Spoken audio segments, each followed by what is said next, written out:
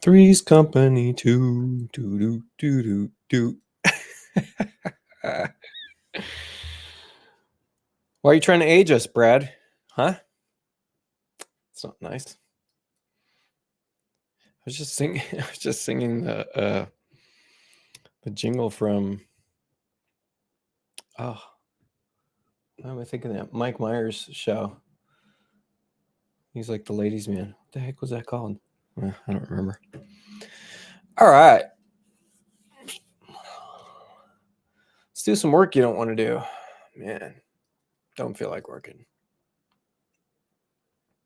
I've got this. What do you even call this?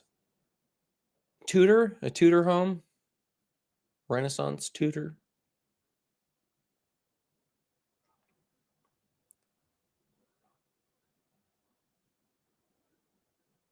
Renaissance Tudor.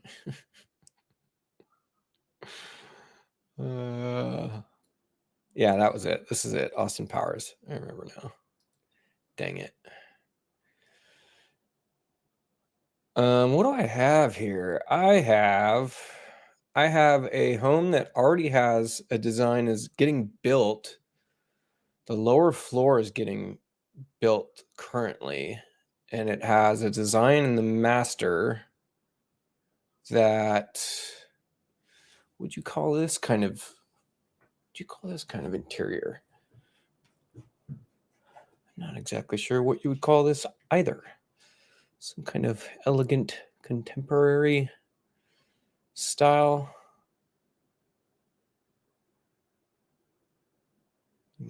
To create some light sets for this. This is going to be problematic. I like the look in here. It's a little different. I see some issues in this room. I think this room could be improved. And I mean, isn't that always the nature of things? You get another designer in the scene and suddenly they've got new ideas. Yeah, I don't know what's going on with all this softening and materiality. It's a lot of materiality in this couple rooms.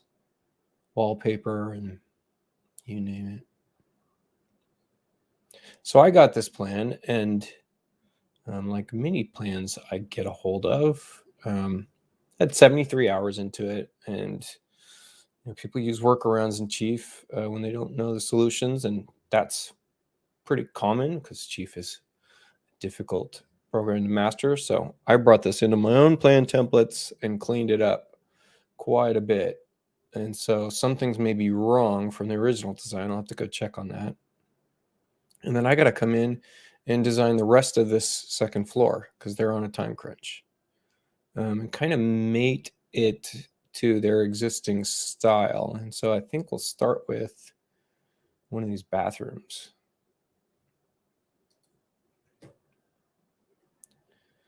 I don't know who you are, Facebook user, but thank you.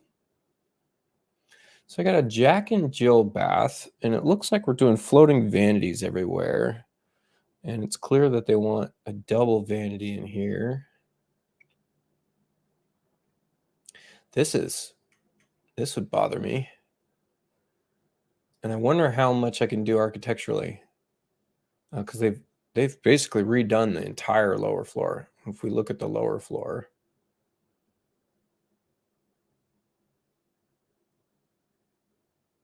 Yeah, all of this arrangement is new in the lower floor. So they've basically redone the entire lower floor and part of the upper floor. They've got this weird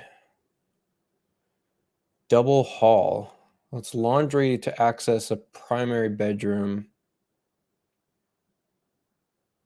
And I was told that this has to stay. So,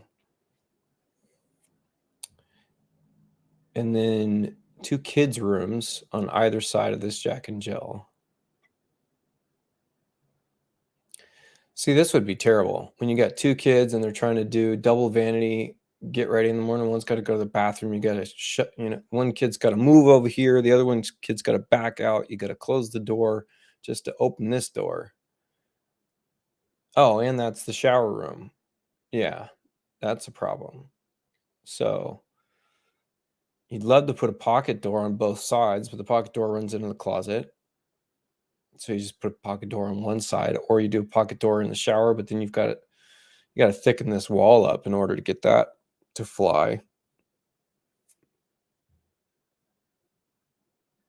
Because you want, stability in your moment in your tile in your shower. You don't want that shower to crack unless you're doing some kind of solid surface. But even so, I would still double this up. Not double it up, but at least 2x6. Probably double it would be a much better move. You double it, and where do you lose space? You lose space in the closet, and then they have a 4'9" door, which is a non-standard size.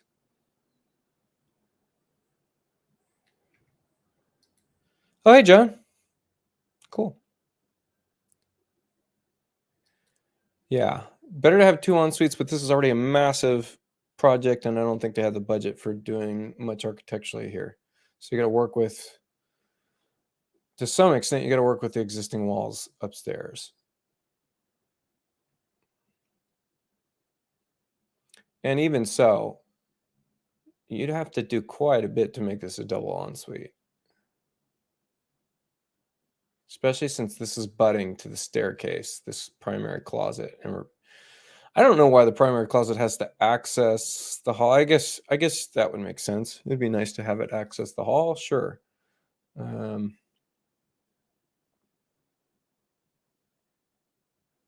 But you know what? That's not my issue. I don't need to rethink this floor plan. I just need to basically make this look good. But that door would drive me nuts. That door issue would drive me nuts.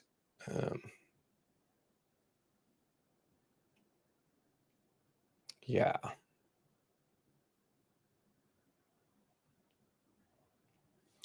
Yeah, way too much hall. I see that comment. Yeah, that's a long length of hall. But this is existing, I believe. Actually, let me pull up the existing. Let's just see what we're even looking at. Again, none of this kind of matters. We're stuck with what we're stuck with, but it is just interesting. As-built plans.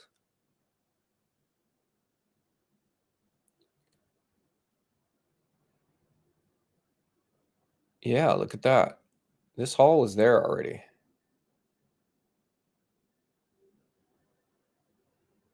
Funny.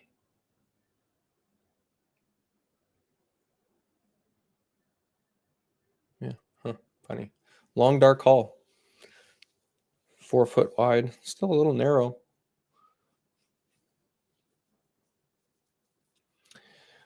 All right, well, what can we do?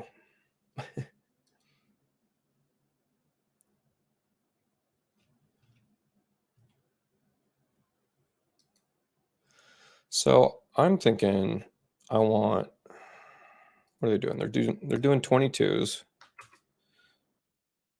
and they're doing floating.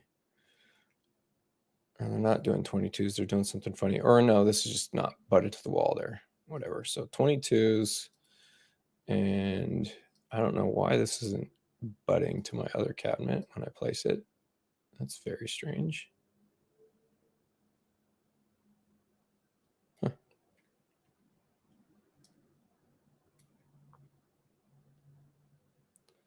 And let's get filler in.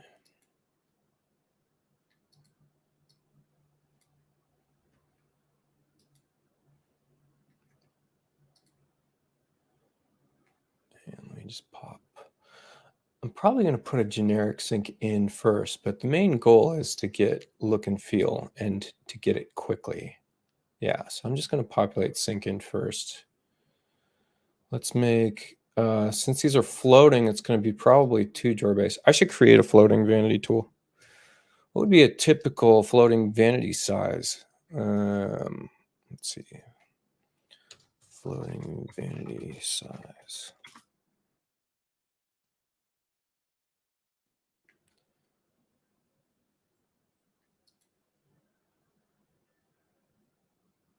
21 and a half. Let's see, any others? 23.75. That's with a large top. 21 and a half was standard top.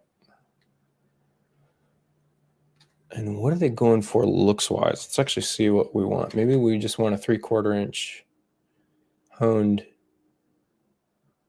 top.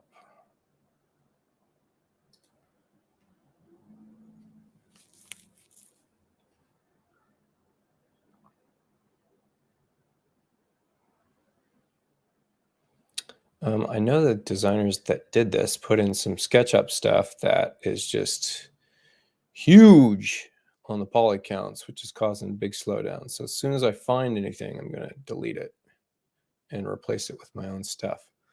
Like this kind of stuff right here.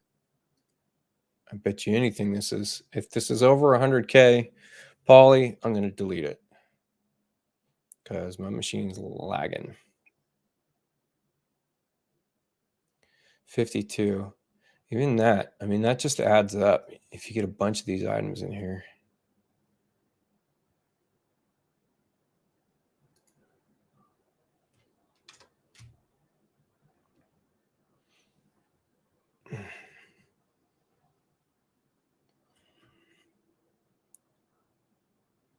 It's this one. See, this is better. 7,000. That's not bad. The 52 is a lot, you know. And look, it doesn't even fit on the shelf. I'm getting rid of it.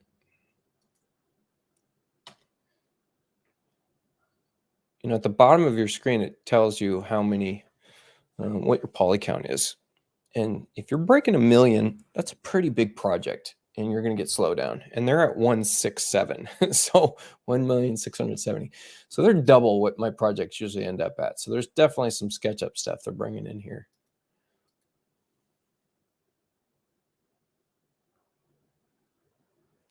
And then I don't even know what's going on with certain materials. This material looks like it's tiling 1 million times, and it's tiny. And you don't know where they're getting these materials from, if they're 4K textures, if they're 6K textures, or what. So usually when you see a 1x1 scale texture, that usually means it came from SketchUp. And you can even see it here. SketchUp, wood, plywood, knots, carbon. So, you know, if that was actually supposed to be some kind of a wood texture, they probably took it from somewhere else and applied it to this object. So it's probably applied and stretched and UV mapped correctly on where it came from. And then they used it to apply it to this, thinking that it was going to apply the same way, and it's not. So let's just do, the way you can check that is switch to component mode. And if it says it's going to make a duplicate, then that's correct. They took it from somewhere else. They applied it to this solid. So now we're just going to make a duplicate of it, and we'll just call this walnut. And then we'll fix this one. And wherever else that other one is, it's probably stretched correctly on its SketchUp item. Yeah, that's kind of an advanced trick for those that didn't know that one. Starting off strong. All right, so I would say that this probably, well, hopefully it tiles. And I would say per length of run and a knot, what are we looking at? We're looking at 18 inches probably with that. And we'll see what that shows up as.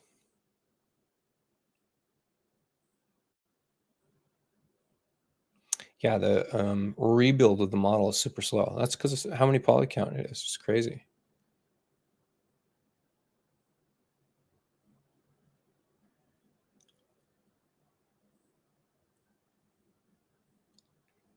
Also, let's make sure we're denoising.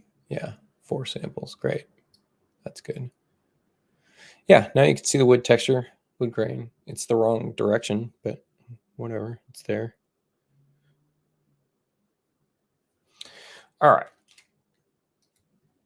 Got distracted. So what am I looking at here? I am looking at what kind of countertops they're using. They're using standard 1.5 inch. Well, I'd almost want to switch this to 3/4. I think 3/4 would kind of fit the style they're going for a little bit better. But then, I don't know, they've got these thicker shelves and the inlays here. kind of thick features, but there's so much materiality. I'd almost want thinner features with so much materiality. All right, let's get back to the bathroom I'm working on.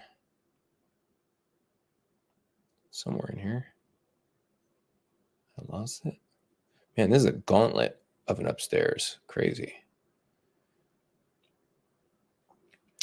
All right, so we're going to say that a floating cabinet's going to be 21, right? So we can use my tool to, look at this, I got toolkits for this. So toe kick delete, we'll use that.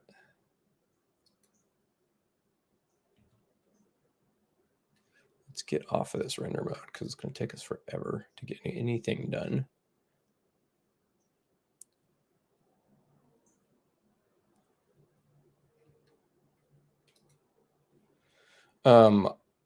I agree with you. Maybe I'd have to look at this. Actually, I think it's a. Is that challenging for this one? It's a gable and roof. Yeah, I'd agree with that. I would. All right, so we've got. This is easy. You just go 36 minus 21.5.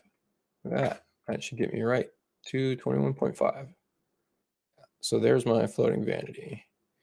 And then my 2-drawer base is set to be, it's not set to split evenly. So that makes sense. So we'll just equalize.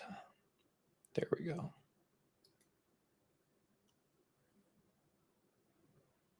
I would think you would go 2-drawer base. I know they had floating in the other room and they were doing 3-drawer base.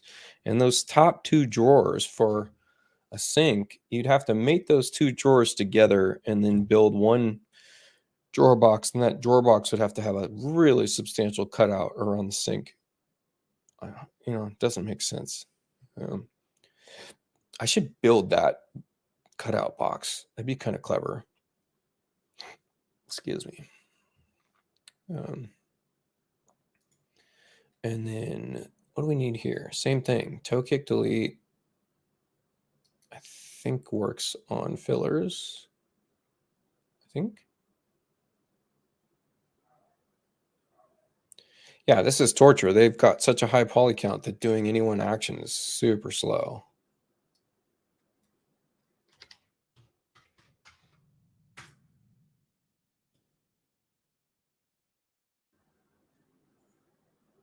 Too bad. Looks like they're doing all 2-drawer. So let's do this. I like making temporary tools just to make my job easier. So this is just going to be a temporary tool. And we'll replace it.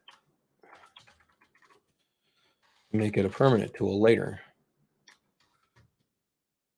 Vanity painter. So 2-drawer floating vanity painter. And what we're going to do is we're going to clear all. We're going to say we got to search toe kick. So has toe kick, we want to check on the right, false. That's perfect. And let's get height. And then let's get depth. And let's get copy face configuration. Yep. And I think that's it. So now we have this 2-drawer floating vanity painter, and I get to paint this vanity.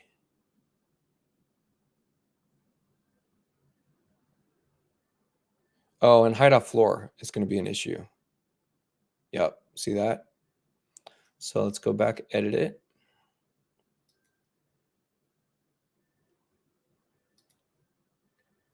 Height, or it's going to be called elevation, probably. Elevation reference to bottom. Let's see, does it have to top? Because right now, what do we have? We should be at 36 to top. Oh, funny. It's just reference to bottom. Funny. You think they'd have both? Yeah, doesn't. All right. Elevation reference to bottom and floor finish. All right. Press OK. Now paint it. Hey, very cool. Well, I'm a big fan of the architectural style I see in Kenya. It's so different from what we see here. I mean, we're just not, it's totally different demographics, totally different landscapes, all that stuff. But it's very cool, the stuff I see coming out of Kenya.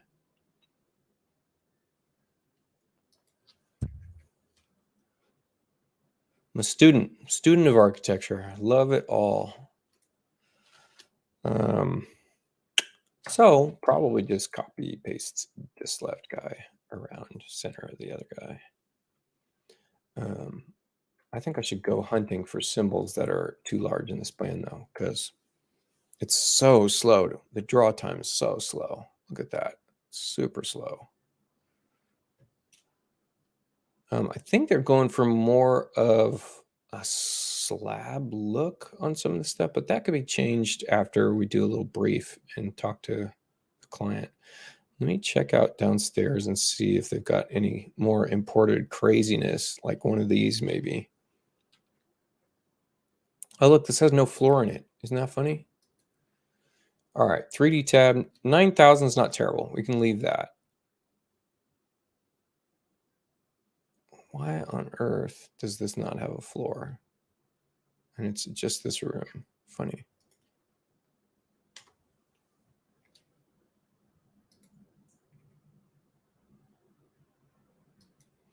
Bedroom type. It shows floor finish. Flooring prestige 3/4 of an inch and 1/8 of an inch. Huh. Floor structure is different. Oh, you know what? I ran into an issue like this recently, and it had to do with an island room. Where are we? We're here. That should not be happening.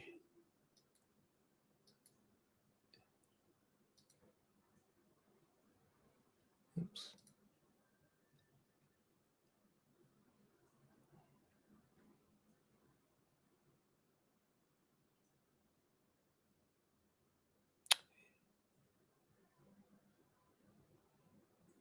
Wait a minute. Look at this.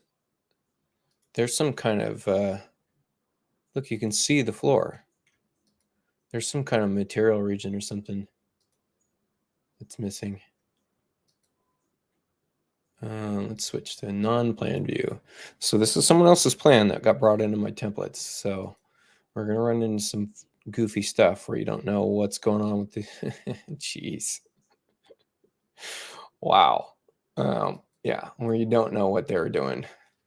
Okay, so this looks like some kind of, yeah, there's a material region here, and it's obviously not, yeah, and they put it on their own custom layer. Stop it. Stop using custom layers. I'm going to put this back on material region, and then it'll show up. Silly. And why would you use a material region? What would be the point here if you're going to do a total infill? I think maybe they were just testing other material finishes, and they probably didn't want to paint it on because the redraw time's so slow. I bet you anything that's what it is.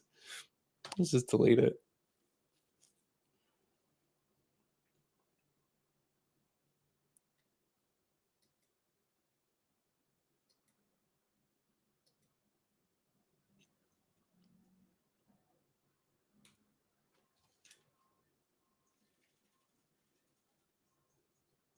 All right, let's go hunting. Let's hunt for some more things that are making this plan slow.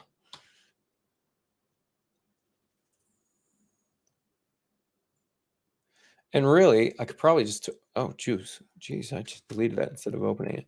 I could probably just turn off the furniture, and that's going to make things a lot faster. But sometimes it's nice to work with it. Or you can do zones where you're zoning these accessories and having them turned off based on zone, especially when you get into a crazy size. Yeah, this 167 is crazy. So something in, I bet you it's like 2 or 3 symbols in here somewhere that are just crazy big symbols. And Chief's modeling is getting better. Like this is a Chief model, you know, because their standard is trying to get it under 10,000 faces versus a SketchUp model you might find, and it could be like 400,000 faces. Yeah, these are all Chief models. That's cool. That team, that content development team, does a great job of poly crunching.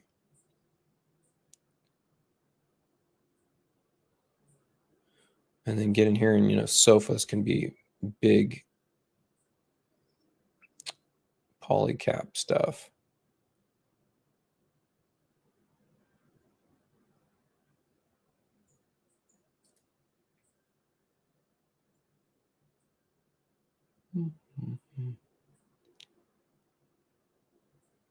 Bunch of bottleware. Who knows where they got the bottles from? Sometimes the bottles can be crazy.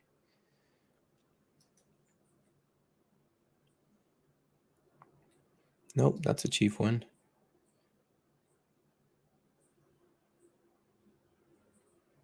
Notice it just rebuilt based on this room and some certain lights turned on. So be nice to see. Let's just look at the rendering technique options. No, excuse me. Edit the active view.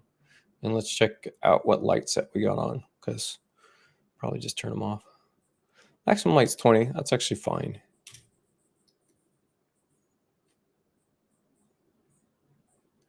Looks like we got some wall alignment issues right here. Yeah, wonder why. Wonder which one's correct. Be a good question. Yeah, see, what's this? What is this? Let's see what we got.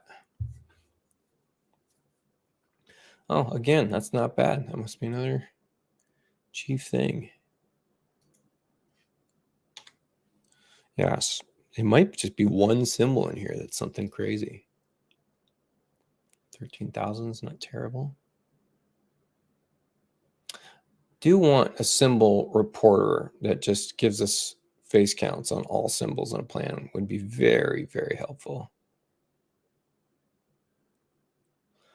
I guess the way you could do it is just like this. All right, let's think about this. How do we solve this issue? So let's switch to the all off layer, which isn't all off. That's funny. And let's select all. Let's turn off the display. And then let's just go to furniture first. They have a bunch of custom furniture layers, so that's interesting. Okay, so now that we have all the furniture, right, let's just copy all this. All right, we're going to copy all that. Let's go new plan. And we'll get rid of my walls, doesn't matter.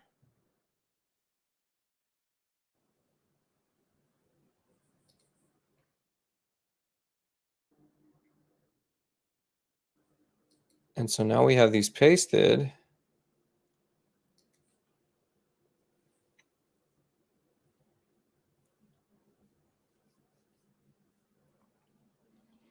And so what do we have? We have 287,000 surfaces, which, if what do we have? 40 objects in here, right? Let's do the math.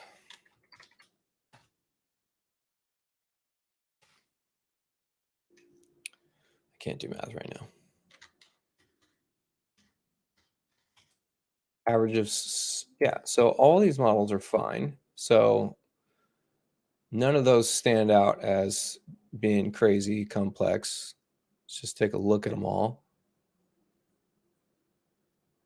Right? These are all fine. So now let's do the upstairs.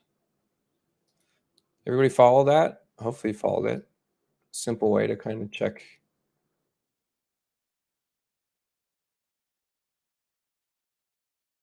Interesting that some of these are not selecting and deleting. They're all in some form of furniture layer.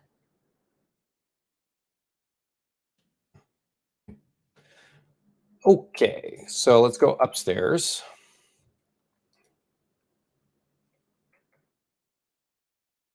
And this is all that's listed for furniture.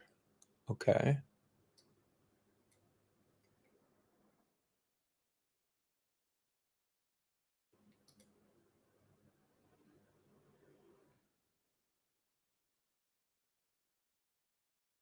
See, now we have 21,000 surfaces is what's existing. So, and then we added this and now it's 548. And this is fewer objects, right? So something in here has a pretty decent size to it, which it might just be this whole ensemble here.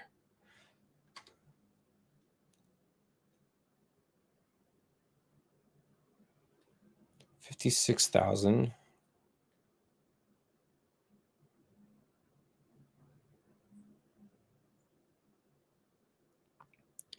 Yeah, basically all this stuff in here and just make it disappear. And then the next thing would be to check the fixtures and stuff too, right?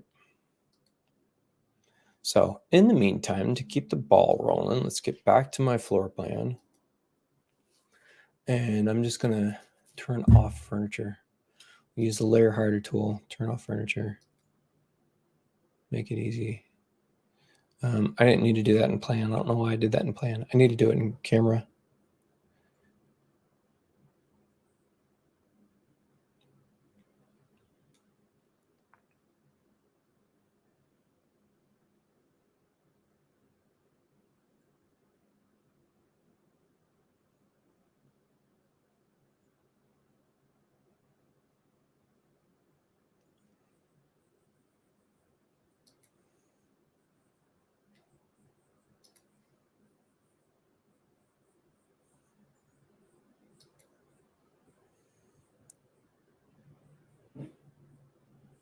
Bam, look at that.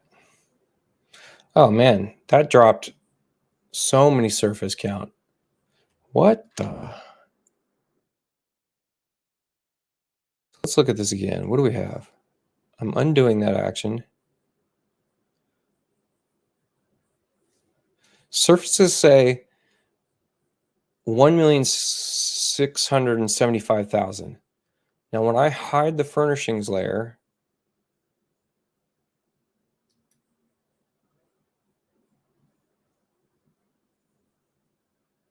it dropped down to 883,000. There's 900,000 polys in the furnishings. Uh-huh. That's crazy. And now we can design. Let's start designing now. Man, that's wild. Yeah. So now let's see what happens when we start designing, and do we get something good out of this? And so first of all, it's tough to design in a bathroom like this. So you could do a couple things. One is we could edit the active view. Oops. Let's edit our active view. So this is one method that I like to use, especially when we got a bunch of different crazy walls here. Let's clip surfaces within, edit the active view, clip surfaces within 50 inches, like that. Right, now we can see. There you go.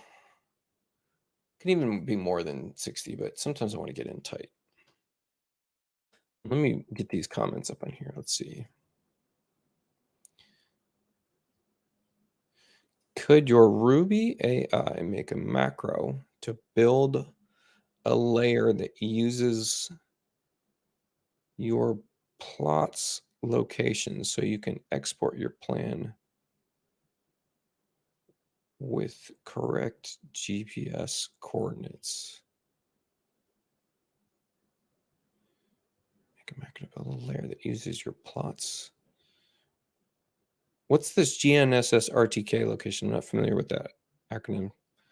So you can export your plan with correct GPS coordinates. I mean, we can certainly, we know that we can place correct GPS coordinates already, right? So that exists, although I've never used that feature.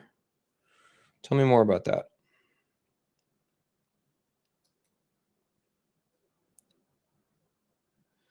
How to check poly count sorting through plan. I mean, does that report to macro? That's a great question. What do we have here? It's a brilliant idea, Justin. Let's see if we actually get that. Probably not, though. And I wish we should. So I'm going to let's go make the suggestion. That's a great suggestion. Yeah, it's not going to give us any symbol information. Wait, what did I even pick? Sorted. Yeah, this was just some random symbol. Format size, layer line color. Yeah, we're not getting anything in terms of poly count, layer line color.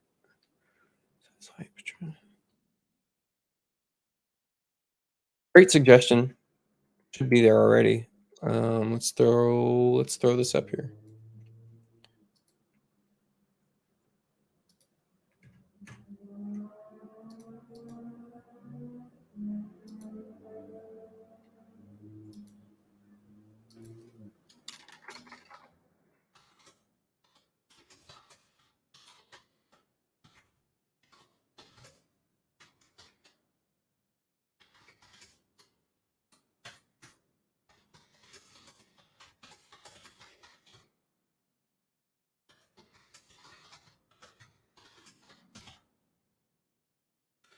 All right, how are we gonna do this? Let's see.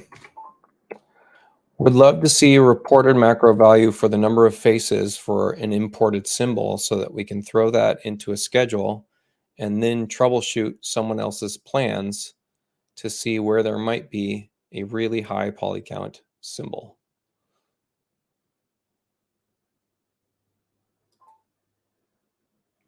All right, go add your plus ones. I'm gonna put this in the comments section.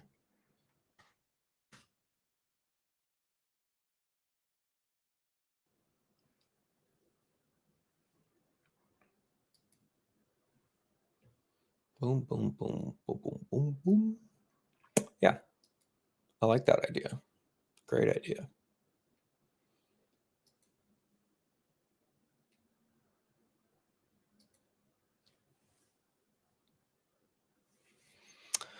Let's see.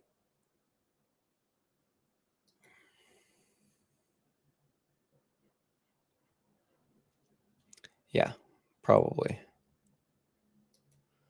It's a survey tool. Shoot me an email or something. I'd like to know more about what you're talking about. Hard for me to think outside of what I'm doing about something that I don't immediately know what we're talking about. Okay, let's carry on, shall we? Right?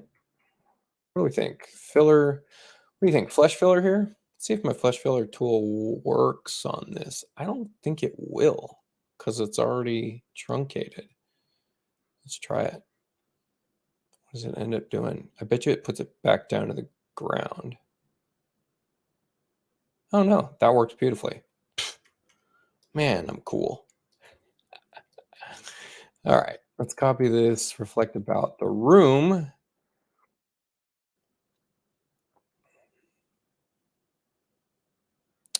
And then that gives us our centerpiece. Should be able to butt. So 19 and 9/16. And let's make this modular sizing. So we're either going to, obviously can't do a 21. So we're going to make this an 18. So now what we can do is stack this, bump, right? Now it's bumped. Now you select the whole assembly, center it on the room, and now you get to drag the fillers. So we got a modular run.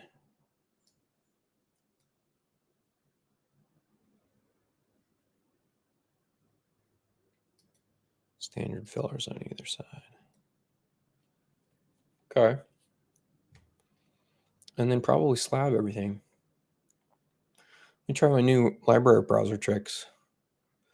So should be able to click in cabinets, doors as two different deals there. And then should be able to use my new hotkey for just typing in slab. And that should get me to my only slab door I created. Cool. Love it.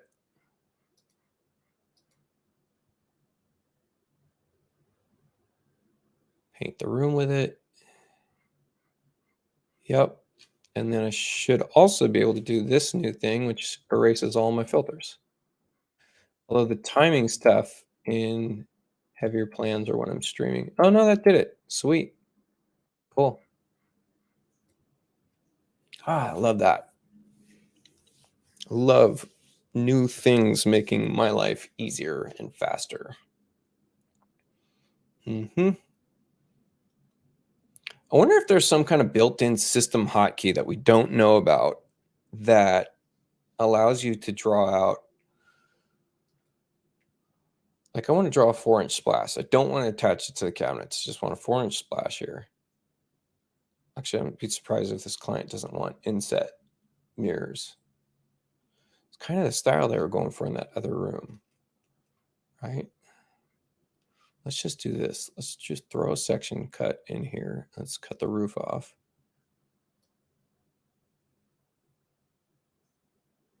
Let's design with no roof. It's a lot easier. Easier to find stuff that I don't know where it is. Yeah, they got kind of an inset mirror here. Well, it's not an inset mirror, but it's... We'll just steal this mirror. Full-size mirror. What is this? Verdera medicine cabinet. Oh, and they've got it placed inside. Oh, that's kind of cool. But still similar look, as we can place a surface mount mirror. And they must have overhead lighting happening. But I would think we would just steal this vanity light if we're going to, do something similar. And then we'll review it and maybe we'll suggest something a little different. Who knows?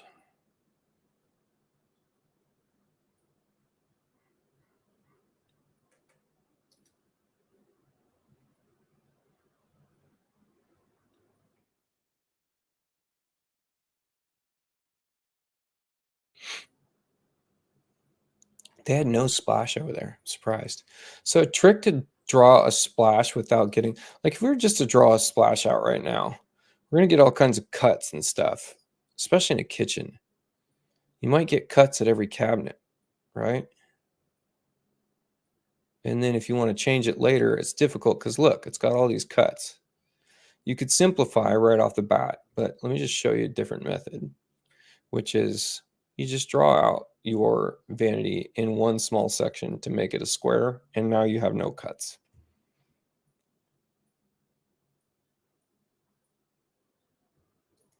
So I'll snap this to itself, tab, -4. Now we got a 4-inch splash, right? And then if you center this on this cabinet and then concentric and snap it to a wall.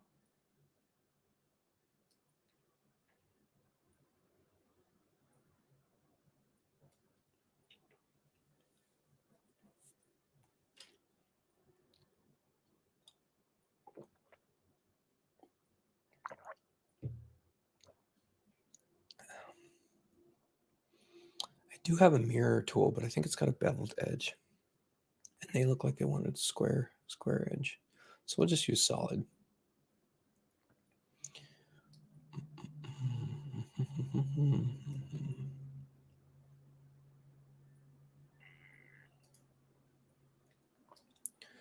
What's the height of a mirror? 30 inches, right?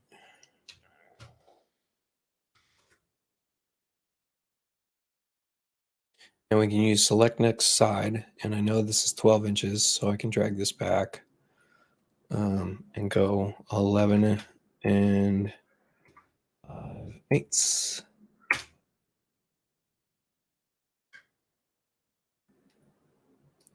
And then Mirror. Hotkey, type in mirror. Oops. Mirror.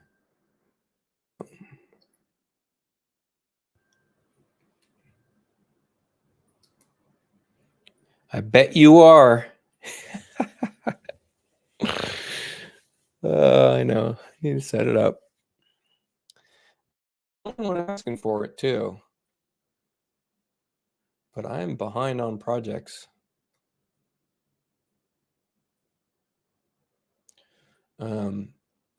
I have a VIP membership based portion of my Discord service, and the VIP members get to vote on the content that they want, and they voted on hotkeys. So we did hotkeys last month, and so we established some new hotkey tricks, and a lot of them are based on my kitchen tools. So now I have all the base cabinets here. Now I also have all of the base cabinet modifiers, which this is new even to the people that were in VIP. And then I have the appliances, and this is single click actions to get me to those tools, right? So that if I've got, let's just say we've got a base cabinet.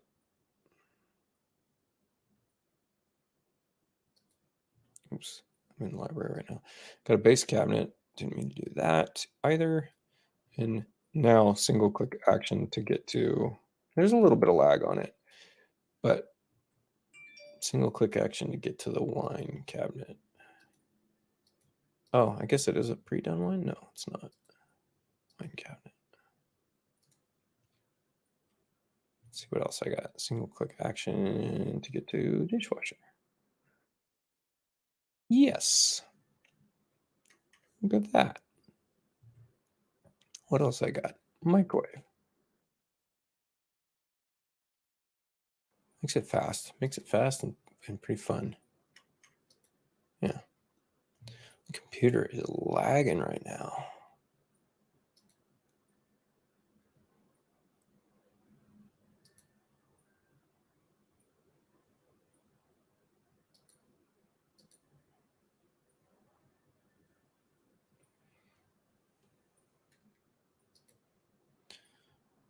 All right. I guess something that would be clever here, if we were being clever, is to take a look right there. With the section cut, you get no sunlight bleed into your shot. That's why I like the section cut tool, because they fixed that specifically for me. Thank you, Ben, at Chief Architect. And so this makes it so that we can splash sun in here, whatever, but retain actual true lighting in the room. Now you might need to still rebuild the scene while you're inside of the room, because that's going to make a difference.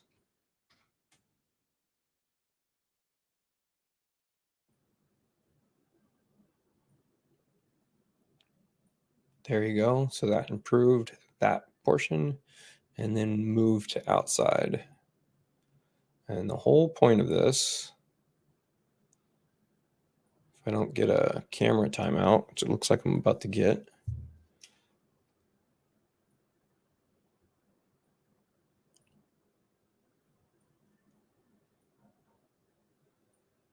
whole point of this is to take a picture here.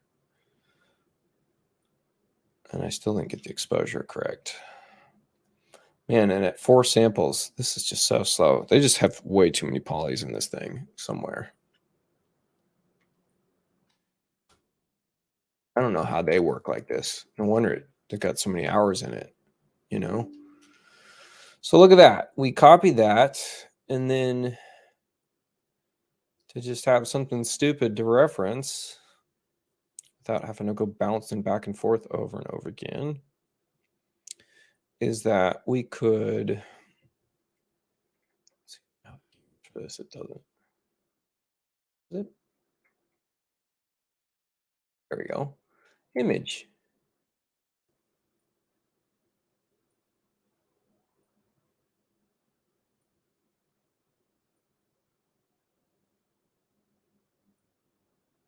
Let's see if I can snap it to something. There. Look at that. Nice and funny. Does this select next side work on this? Yes, it does. Love that.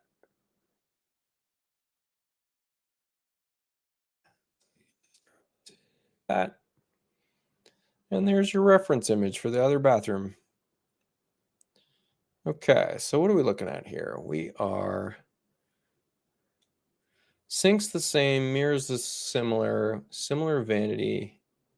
We'll probably use that same floor tile that they have over there. And then,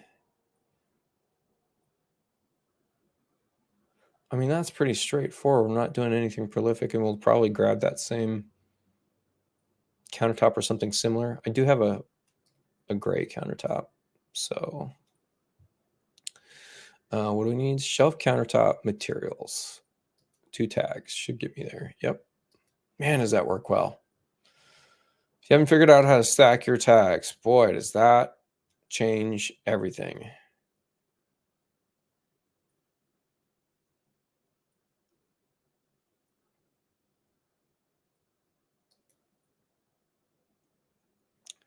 And you know what? We'll do a little fancy, a little extra. When we got a really simple design, maybe we'll do something a little, just give a touch of detail.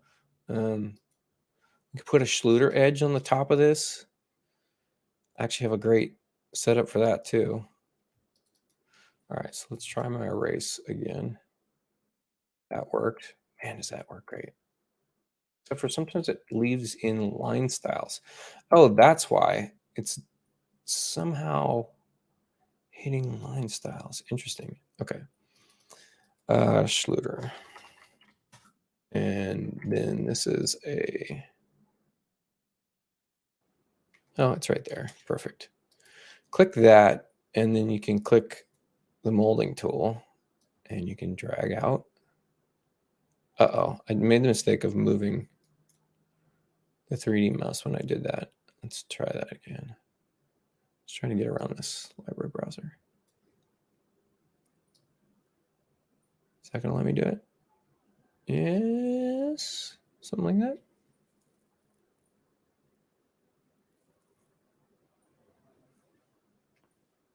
Yeah, that might not have done it. Might have to do that in elevation.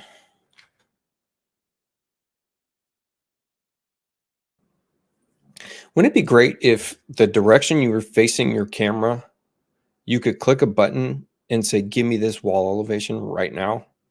Wouldn't that be awesome? Like, I'm in this room. We know I'm in this room. We know I'm generally facing the direction of the mirror. I should be able to click a button and say, give me the wall elevation, without having to go to floor plan, get the wall elevation tool, find where I am in the plan, and pulling wall elevation.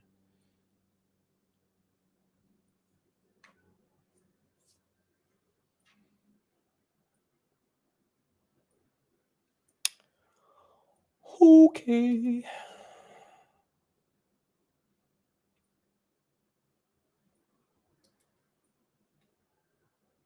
So much lag. Wow.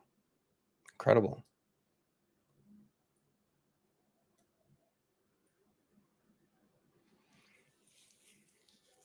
Ethan Ashley, if you guys know him, seen him in the groups, he had 2 seconds of lag on every redraw. Full 2, it was actually 2.5 seconds. And he'd been working like that for a couple of years. Can you imagine? Man, that would murder. That would just be terrible.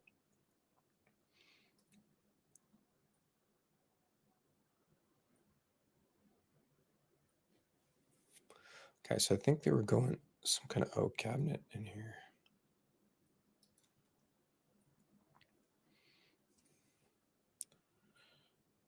Quarter sawn, resawn. I wonder if I have a quarter sawn texture that's good.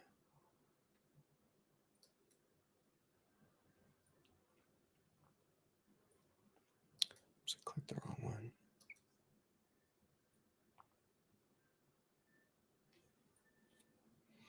Just add an eased edge to the room.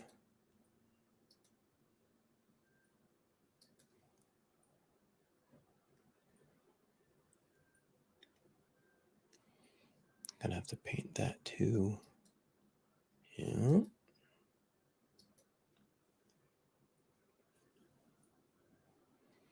And the other thing that makes a difference to me, anyways, when I'm looking at this stuff is putting in stuff like this, the outlets. Vacancy switch.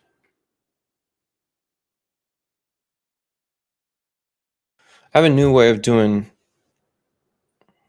electrical elevations, if that's of any interest. I'll give you an example. Say we wanted, oh, look at that. That thing disappeared. Where'd it go?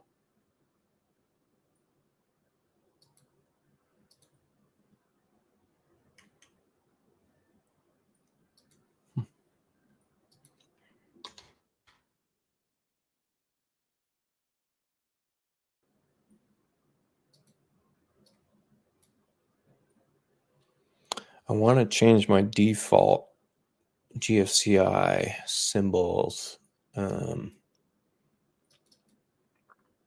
CAD block. So the GFCI outlet is Decora GFI. Can we edit the CAD block from here? 2D block. That'll generate the block. We can't edit it from here.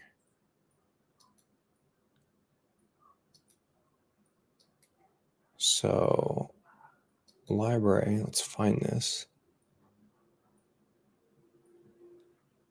It's in outlets, MEP outlets, Decora GFCI, edit CAD block. Okay. Do I get to shut this down now? Yeah, I do. Okay. And this is the library's CAD block. Okay, perfect. So I want to, what do I want to do? I want to take a line here.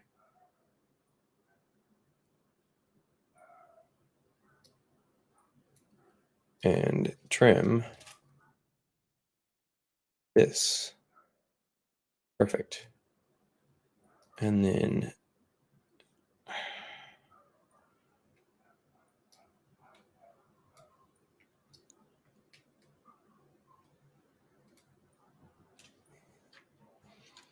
and let's make sure this attributes has 0, 0, 0, 0, 0. And text style is use custom text style by layer. Okay, leave that. It's fine. Oh, and let's make sure it's got no fill. No pattern. Okay. And then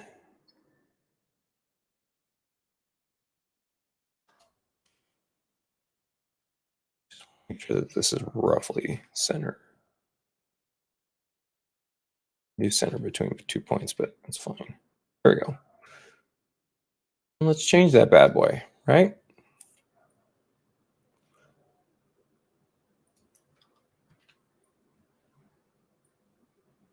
So now what's it look like? Oh, still the wrong one.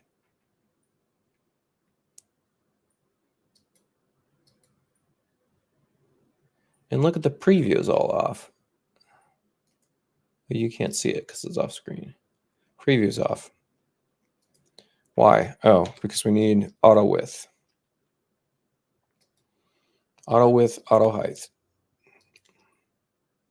There we go. Now it's tight. And then close that, save it.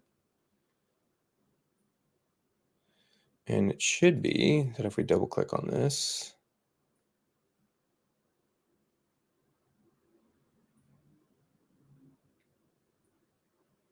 oh, something else wrong here. Let's see. CAD block. There's still an offset. There it is.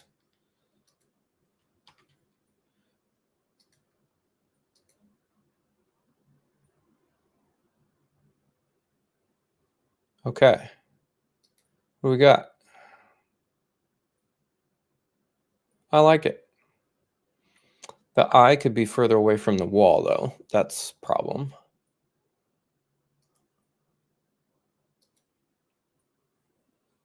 I think that's less intrusive, though.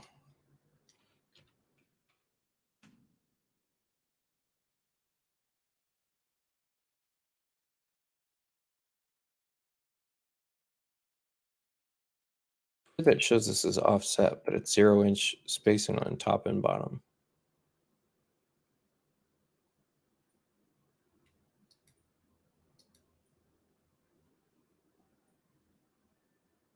That eye is still close. Maybe we just take it off the wall a little bit. Figure that out later.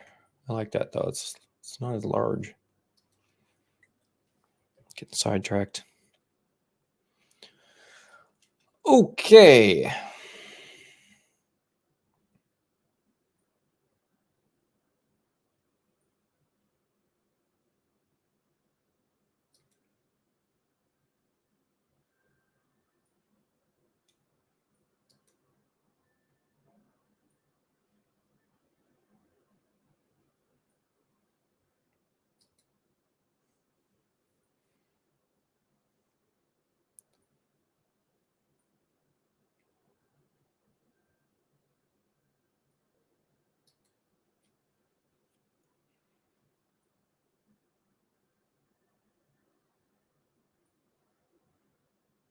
Roller shower.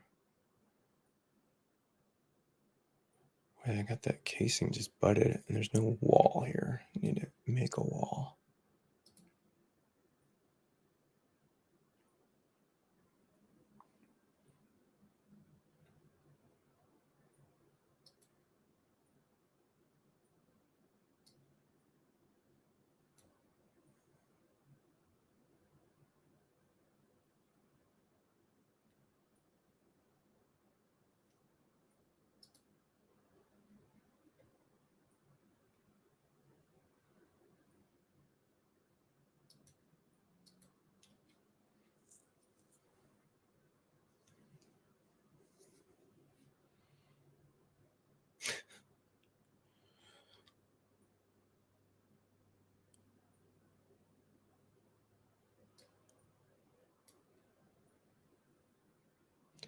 Wonder if we turn off fixtures, does this thing just start flying?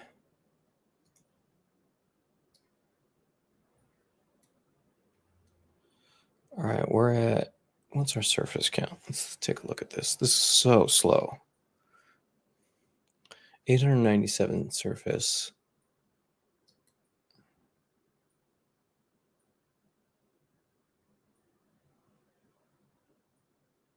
Assuming that just took away fixtures. No, that was probably just something on its own little layer, which was silly for me.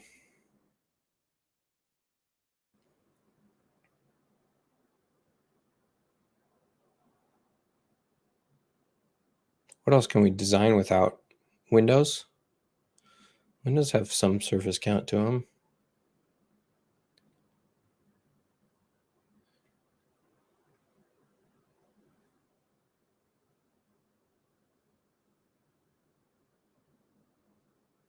There's a fixture, we think.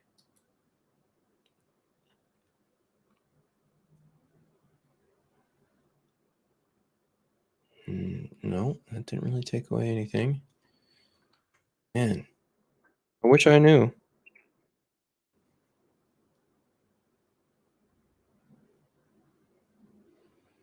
Maybe that railing's got some strange, like, super high poly count baluster.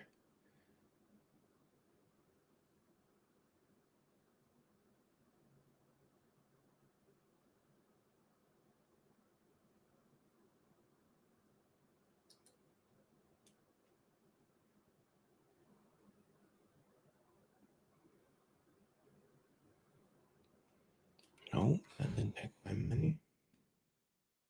No idea.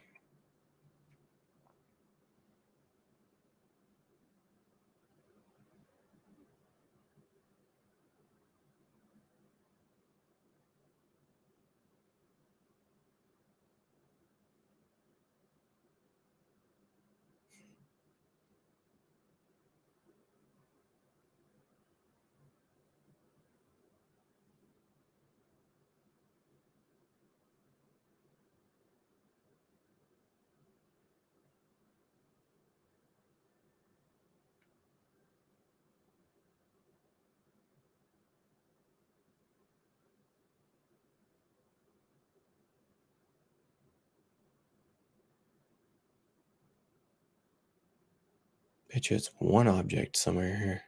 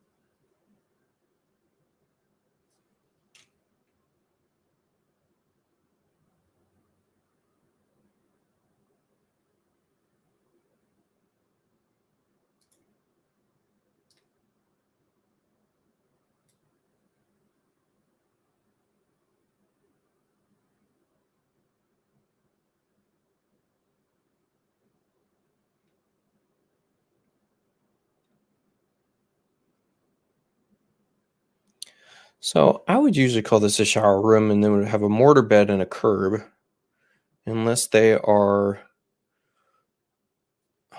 What's this over the top of? What's our existing?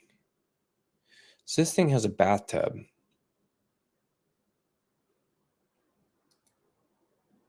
It is over the top of the garage, so you could cut it out and make it a reframe and make it a curbless, but I would assume it's going to be a curb shower. So I think this is just for plan view only, and it doesn't actually make any sense.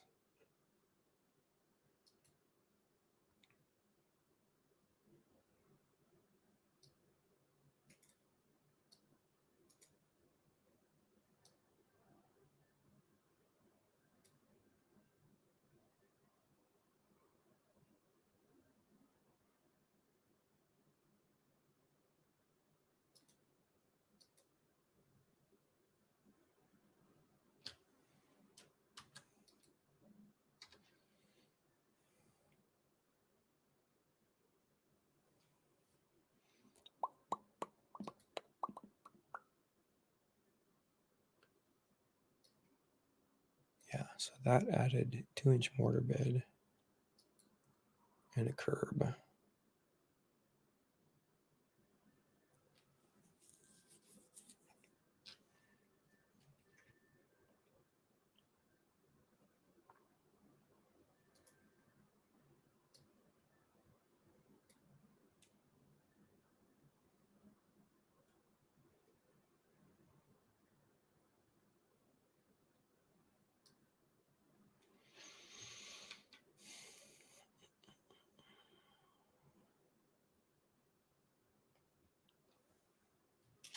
And this tool I like to use in 3D. It's this guy right here, Reflect About tool.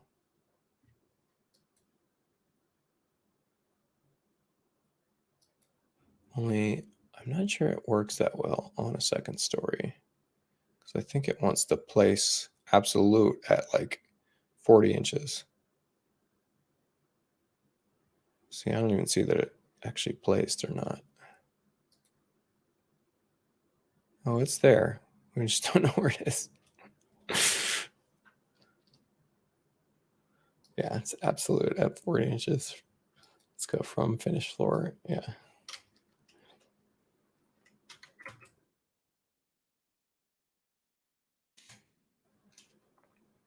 There we go. Now I can select the backsplash in 3D. reflected about center.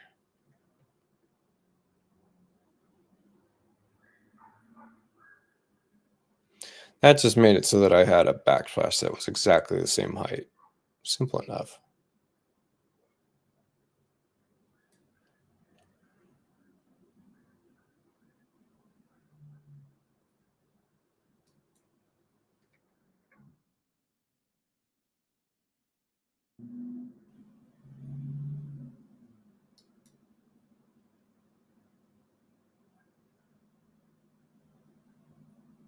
Kind of looks like some kind of soap ledge. Almost just leave it there. I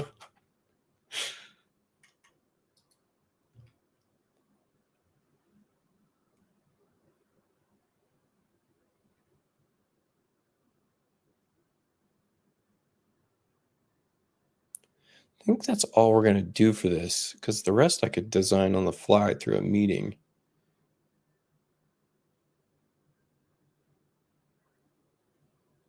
I would probably make this a full solid drawer face, single drawer face. I think that would be a lot better looking and probably a bit more accurate. I mean, that's how I would build it.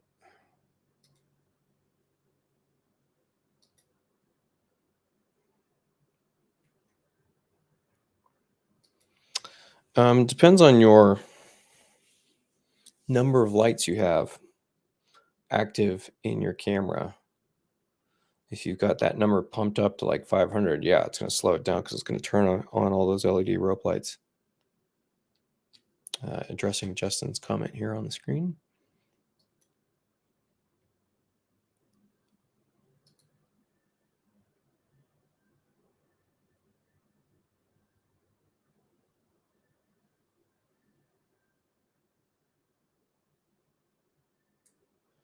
Okay, so that's that done.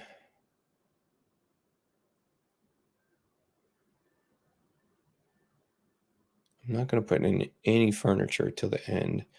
Here's the full closet, and I'm supposed to be designing this out, so we could build in full closet system in here.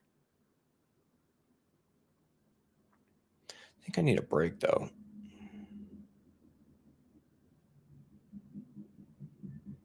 That rolls in the laundry. I did the laundry, but this was kind of a pre-done laundry assembly that I have already, and I don't know that it actually goes with anything they've got going on here. They're looking at more like, I don't know, kind of elegant finishes. They've almost got like an Art Deco vibe downstairs with those like marble inlays.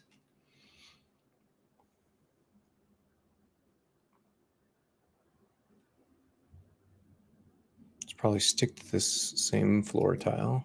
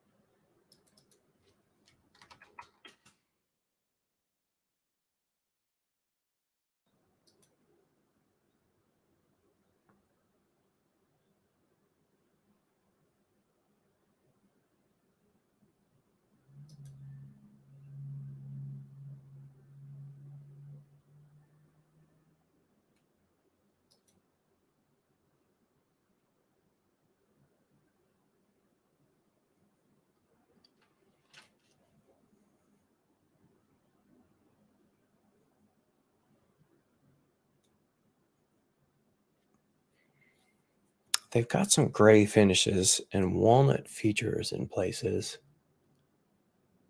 Let's do a little ideation, right? Let's pop up Discord. And let's get into biz dev and let's go. Imagine laundry room, elegant Art Deco influence, Sans can't spell it. Tudor. Just really confuse it with all kinds of different styles. Contemporary. Phrase.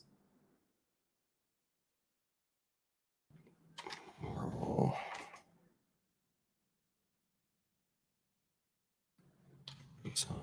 Oak. See what that comes up with.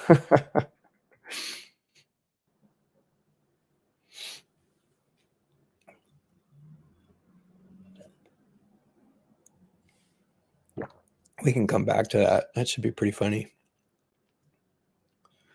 Very curious what that even comes up with.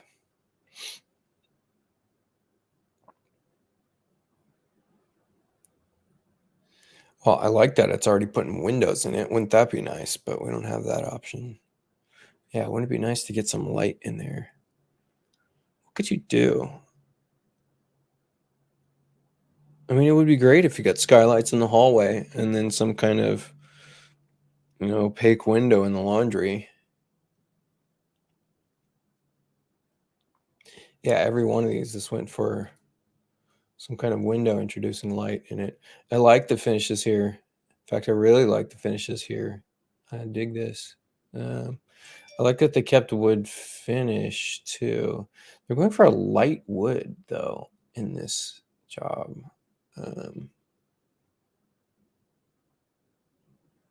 See, the paneling looks nice here, but they're definitely going for slab in a lot of places. I love the idea of rolling the countertop up into some feature. The crown's cool. Crown adds a lot. So some molding to kind of break up the long wall, maybe. Okay, let's kill the section cut.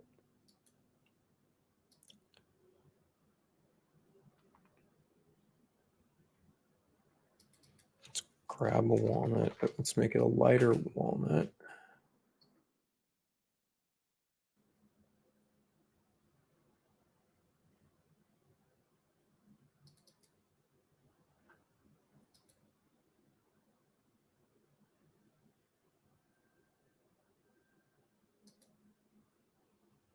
Almost like this. Let's go.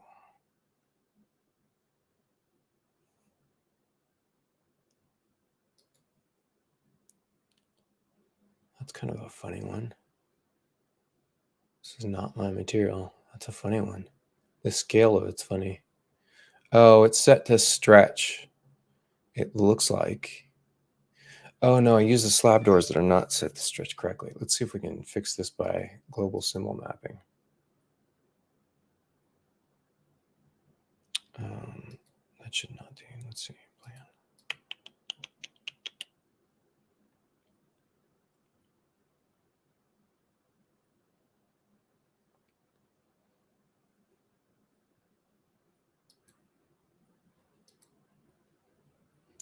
Interesting. That's just a texture with a blend if. And it's not my texture. Interesting. All right, that's not bad looking. So let's figure this all out. And can we just do a jogged shelf?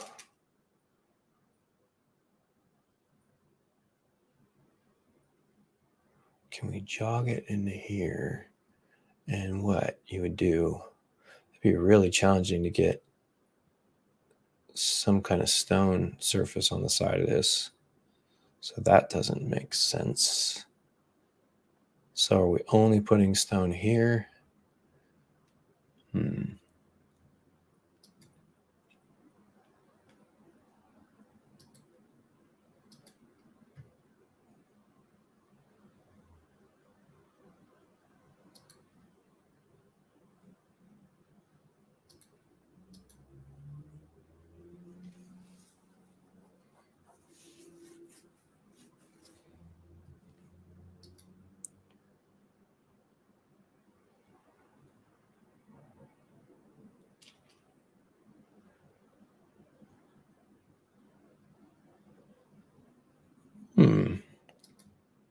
You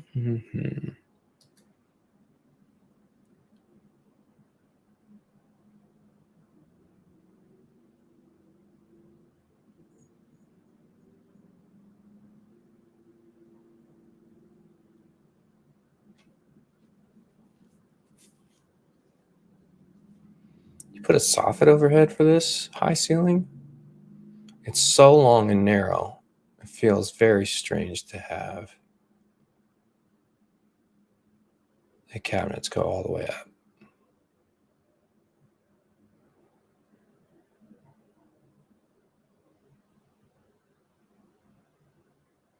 Oh, and there's got to be a sink here. I forgot about that.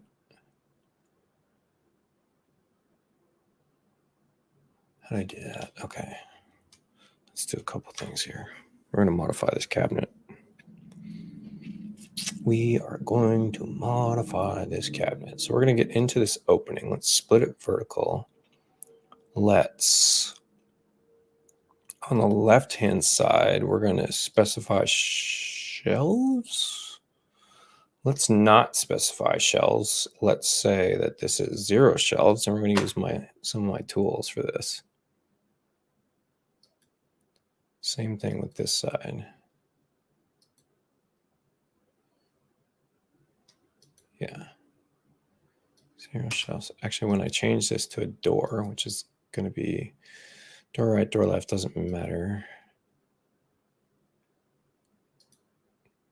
Yeah, still manual retained. Okay, so we're going to split this and then split it again. And then I think we just equalize that. Let's get rid of this opening and just now split this. Okay. And now I'm going to set this on this side to be 21. And actually, maybe we will ditch this.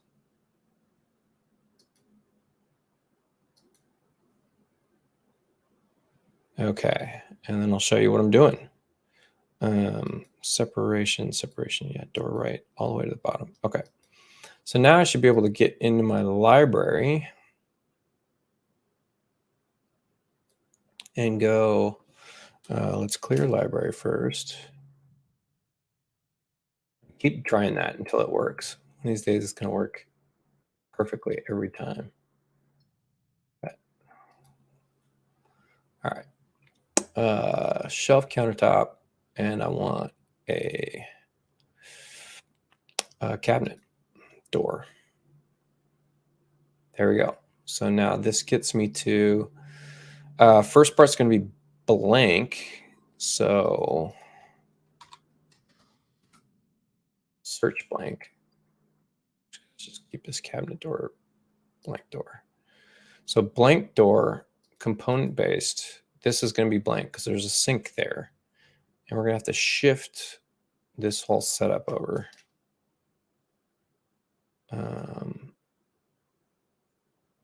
I've got an 18 here. Yeah, let's do this. I got vertical right-hand side, 18 width. Okay. We're going to turn off door handles in a minute. All right, let's take a blank back. Let's add shelf countertop tag back. And then I should be able to click on laundry. Let me type in laundry.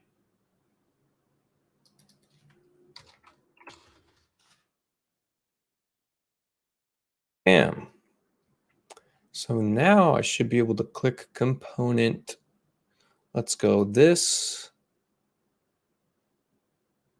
That's actually for a double wide. So it's going to be narrow. Yeah, they're going to look squished. Here we go. That.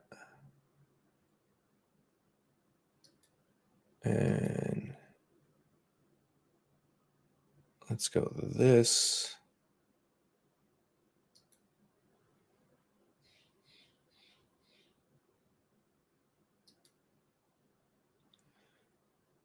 And then I'm not sure that I have closet set up. I don't have closet set up. What do we have here? Bed, bath, closet. So I should be able to click on closet and door.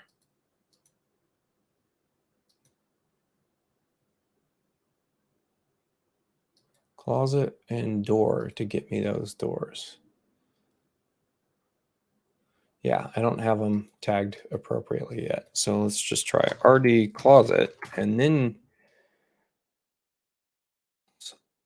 try doors and see if that works. It doesn't. All right, so I need to appropriately tag all these. So I'm looking for type door. Oops. Type. It's going to be type. It's going to be cabinet doors, drawer panel. So everything here is a cabinet door that's tagged RD closet. So I need to now, or search attributes RD closet. So now I need to add that this is bed, bath, closet, cabinets, doors, because we know they're doors. Oh, and I tagged them hot swap. That would have been a good one to remember. Bed, bath, closet, doors, drawers. Yep, apply. So I should be able to get to that very quickly next time.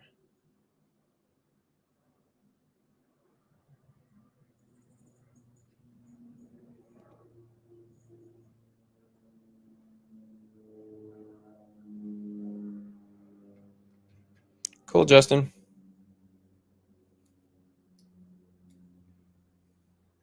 Good luck today, tonight. That guy works more than I work. It's crazy. Crazy. Do we put in actual, do you want to show the shirts here or no? So here's the thought. This was the thought is, oh, that's right. Recent update goofed this up on me. Oh, I have to go fix this somehow. So open object. Goofy. Oh, and this took so long to establish. And how on earth am I ever going to fix this? I don't know. I'm not going to do it right now. That's for sure.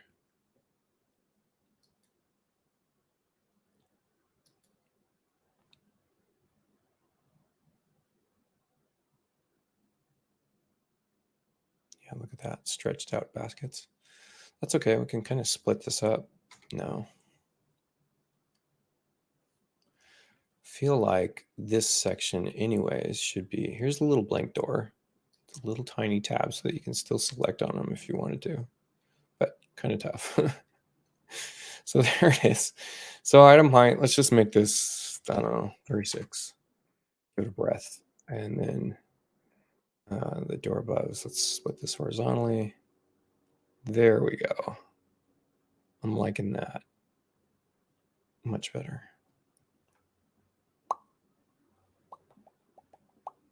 Yeah. Door drawer. Say door handle. None.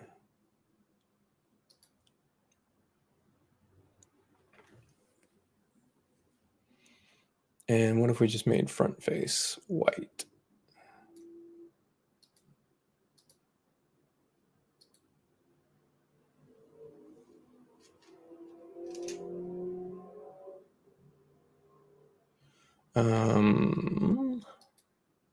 Not arm molding. Probably not. I don't know. I don't know if I like that white or not. And let's put a sink in because that belongs here.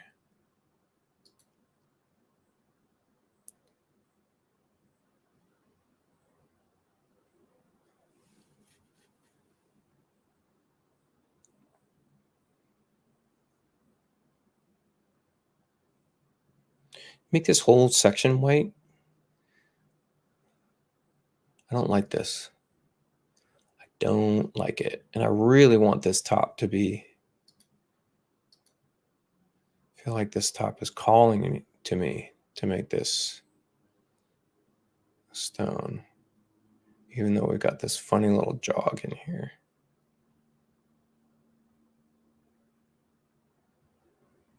I might need a fresh take on that.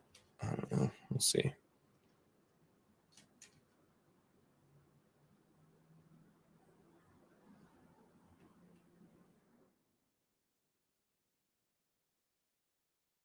Oh, okay, the soffit tool. Where's my soffit tool? There it is.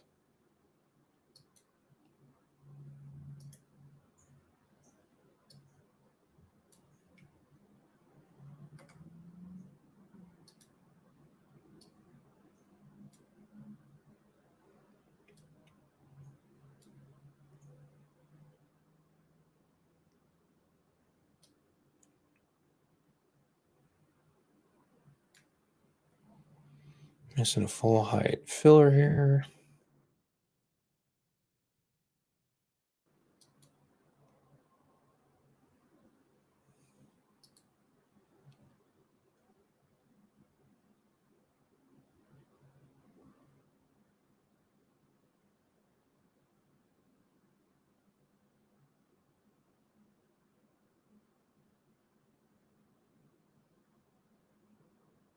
Interesting.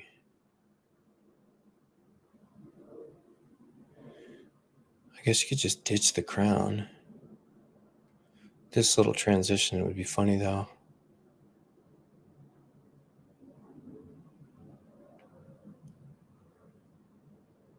Do you fur this wall out?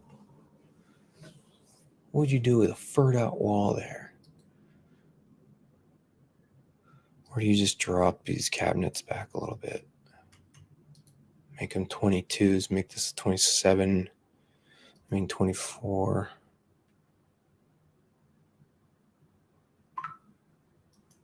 Change the overhang on the cabinets.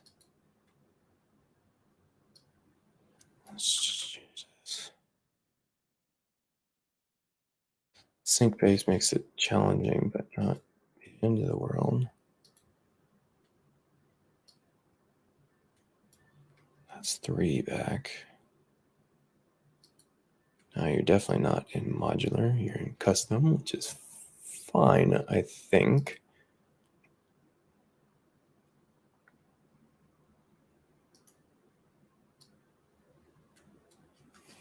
Two and what, 5/8? Like that.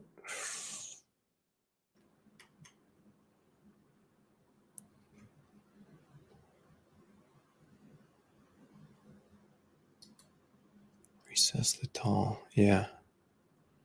Yeah, I think so. Let's see what this looks like right now with a little ray trace.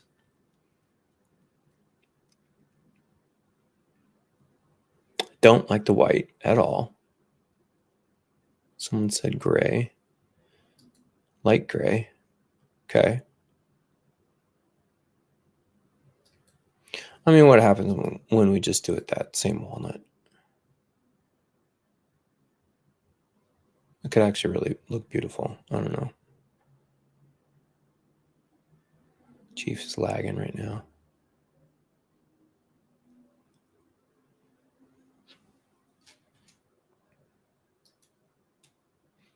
It's weird the edit menu is not populating.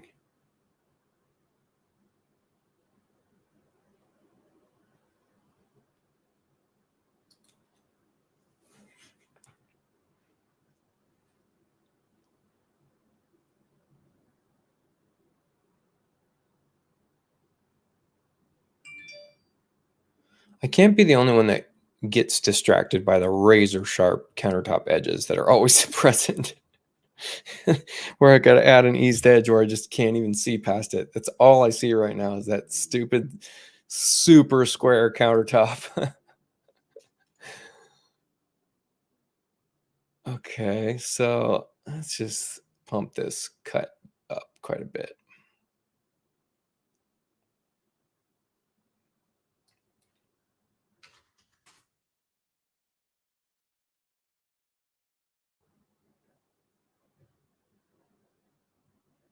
Okay, now we got a 100-inch cut, but it's always going to make it challenging building Because Chief wants to just, so you got to turn on light sets is the challenge here when you're doing a huge uh, edit camera cut. And so now this is going to become the laundry light set.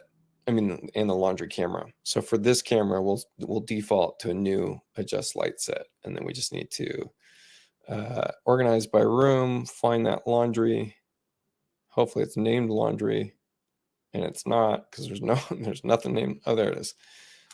There we go. So everything else, if we just select all and say that it's going to turn off, and then select laundry and turn it on, and now we're ensuring that the lights turn on for that laundry. Oops.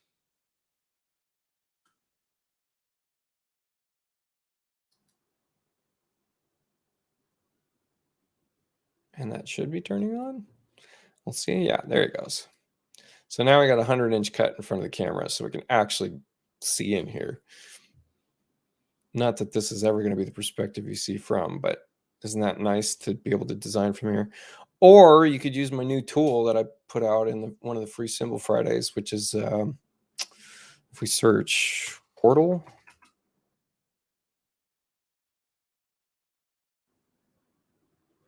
Got a 2x4 portal. This is a great tool. So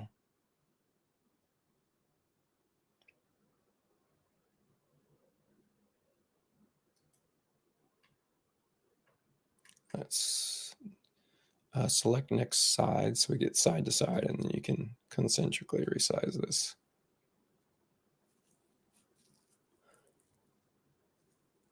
Yes, not all that different from putting a doorway in, but it is different from a doorway. It's a little bit different from a doorway. It's not going to fight other doors, which is nice. You can use it in lieu of other doors. So, all right, so here's our design.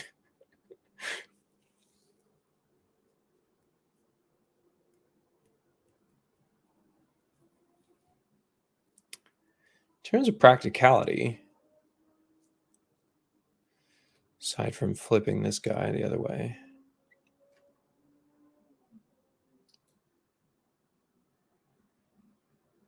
and probably making him a 3-drawer base.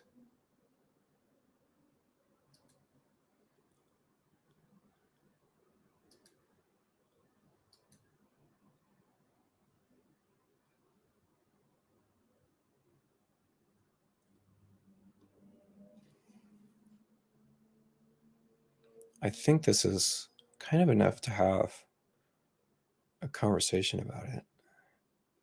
Fix that filler on the right. What are we doing, Nikki? We are dealing with a very problematic plan. That is not my plan, and I am dealing with it.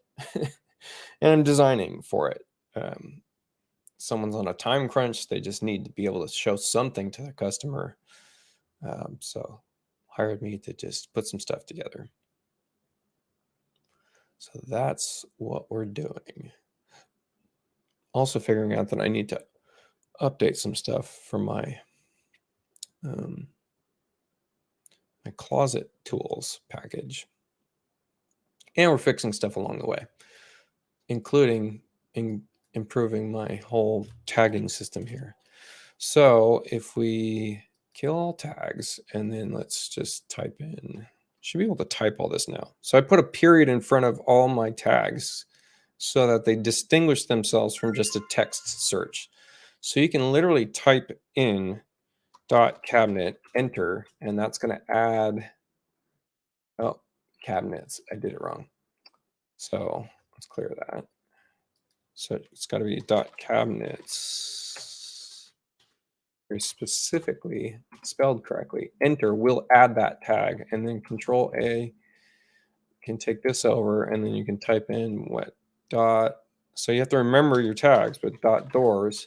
So that very quickly will add tags on, and then Control All, and then just laundry. That should just get me to my laundry system that are cabinet doors, in which case I have none, which I should have had some. Cabinets, doors, laundry.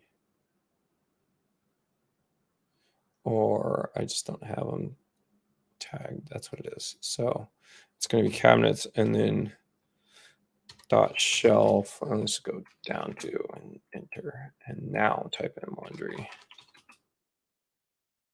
Bam. Those are all cabinet doors that are also laundry. So I need to make sure I click door, apply.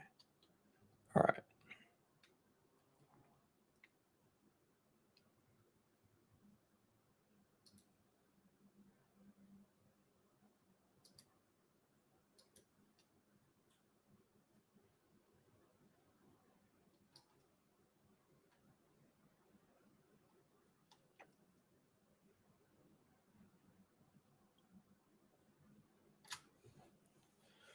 Okay. Something with lighting would help this. Something with material finishes. This client's using wallpaper in a lot of places, so I wouldn't feel bad about adding in some wallpaper here. And then next is figuring out what we're doing in the adjoined closet.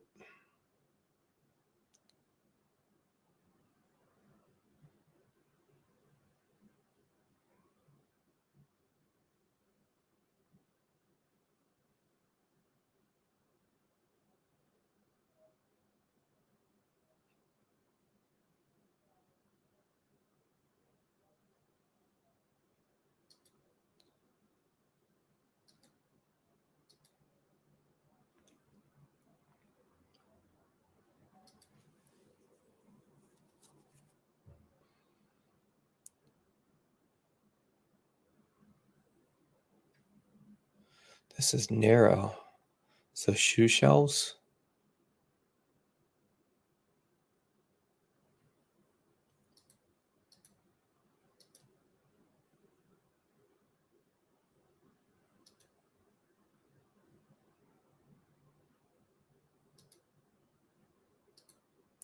Bed, bath, closet, painter. Let me see if we get bed, bath, closet, painter or bed, bath, closet.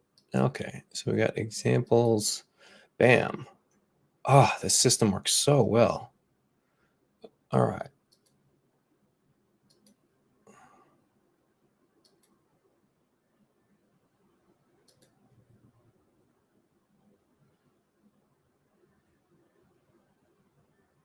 Shoe shelf. Today. Yeah.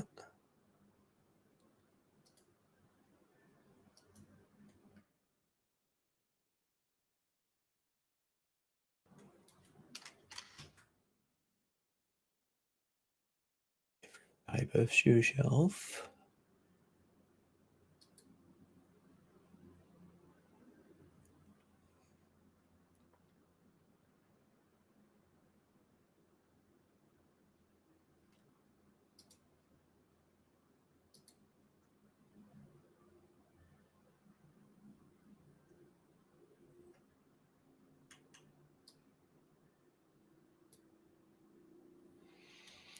Why would this be saying full 30?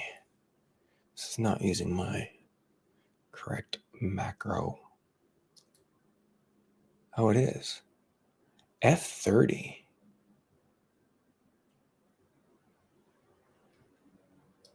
What the F? That is not correct. F24. Oh, you jerk. My macro's messed up. Boy, when you use ChatGPT to write macros, it'll do some incredible things. And then suddenly it's like, no, I'm going to screw up something that we had before and take it away later. All right, what do we have? Distance from this wall to the next. 9'3", which is,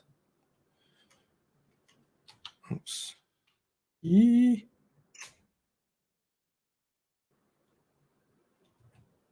I don't want to do the math. What is that in inches? Anybody? 100 and something? 100 and 111.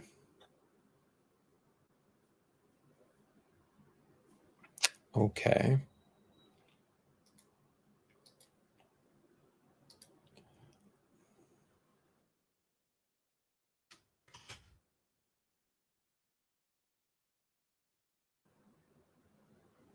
Could do one narrow.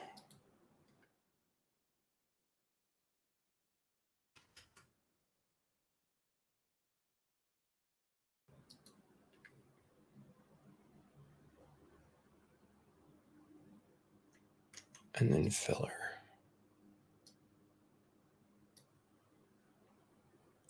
You ever do this before? You can use just, your full height cabinet tool, shift, marquee, select. You can block it, and then now you can center easily. Isn't that cool? Little tip for you.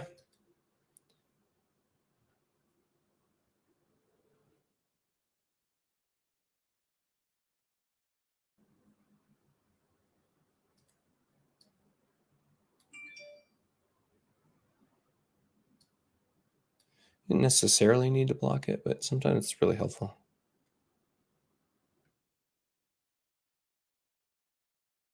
Especially like right now, because if I wanted to copy, paste, reflect about this grouping, I can't, and I can't pick up the wall, so it's not going to actually reflect about. But if it was an architectural block, it would reflect about the center, which would have been perfect. And then I can't wait till they give us some inference stuff so that we can just reflect about something like this. Okay.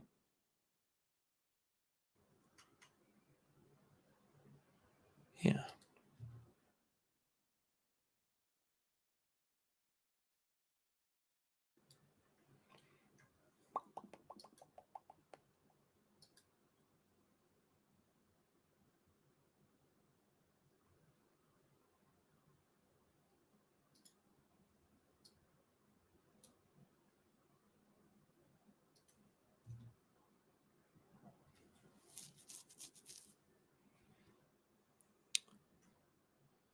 Let's go in here.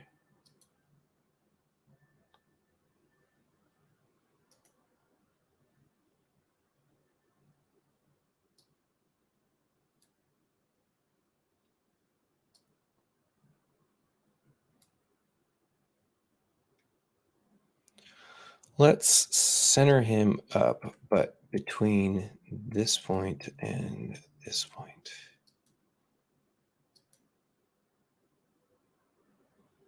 Okay. Ooh, not quite.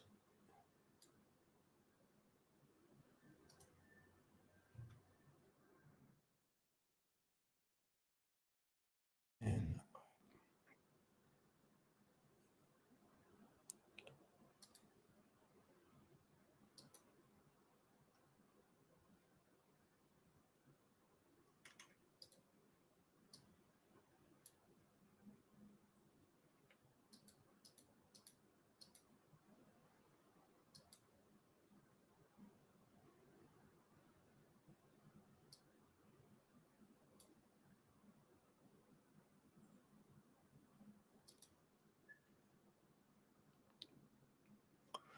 still have room to do a full return here.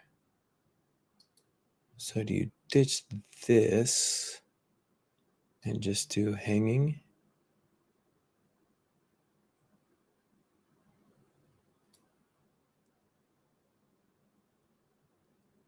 In this last section?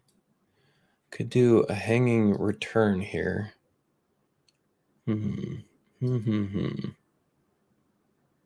Good question.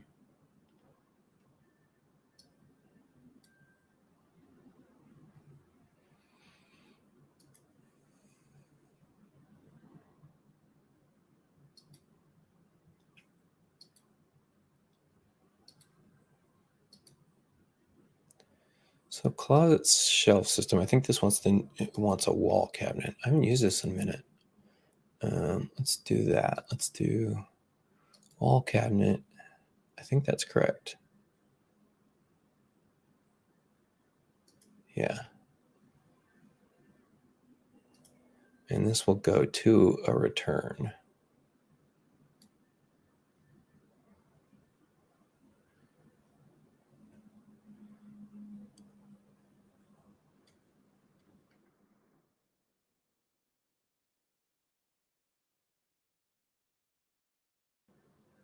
Where did I put that? Yeah, way over here.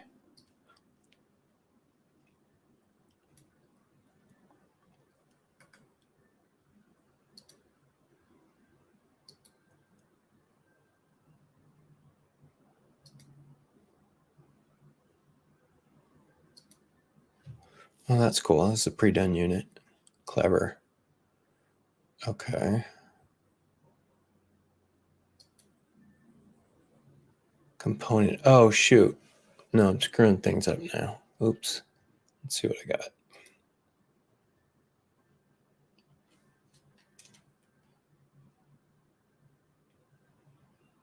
It's crazy how quickly this can get built out. Isn't that cool? One too many vanities. Clearly. All right, so here's the end rod. And so that's hover over this, and that gets us. Oh, no, don't want to hover over that. That's the shelf. Oops. Oops. I didn't mean to.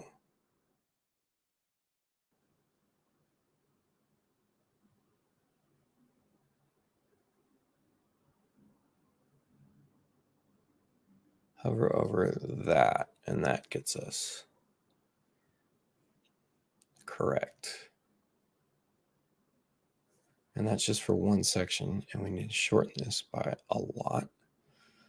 And maybe we want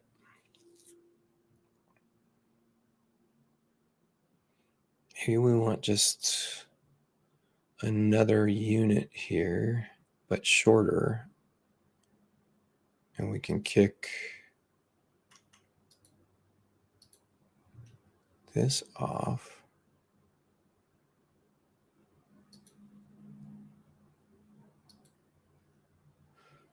And maybe it shouldn't be butted. Maybe there should be a mirror here instead. This vanity.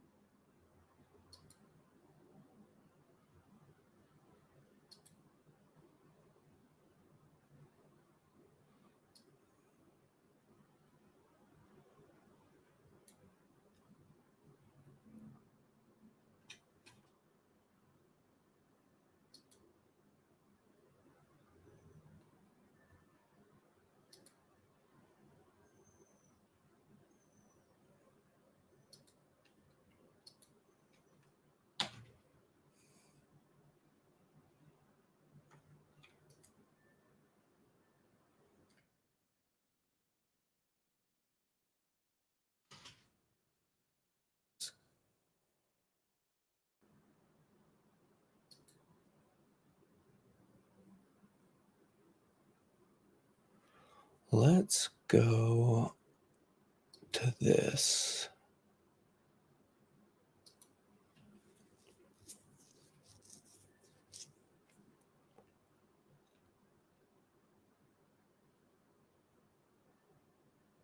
I need an accessories one because that would be more appropriate around this vanity.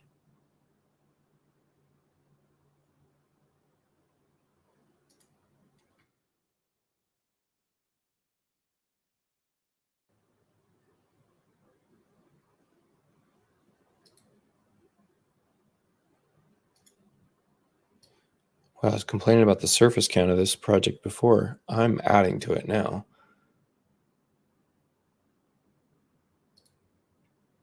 Still feel like this should be a spot for a mirror because where else would you put mirror? Yeah, I kind of feel like that's the perfect spot for a mirror. Kind of feel like there should be a breath between these two and kind of mirror on door.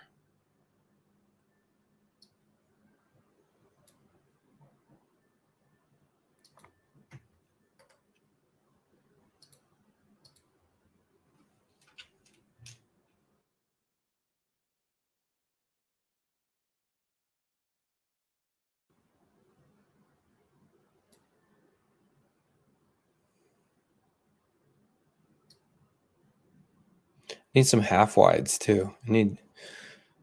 There's so many conditions where we're going to have this like 18-inch spill in, right?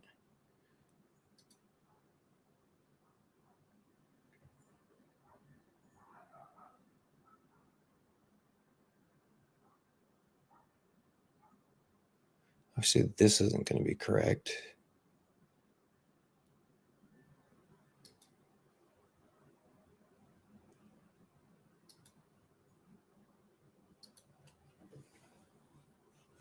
So this is kind of clever. We can use this system with my shelf system. So we can actually put some decor in this unit next to the vanity by switching to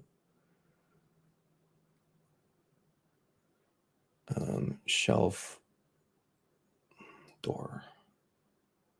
Oh, that's just my laundry item. Hold on. Shelf cabinet, give me there? Yeah. Okay. All these are doors, so I need that. Sorry, you can't see what I'm doing right now. Door. Yep. Okay.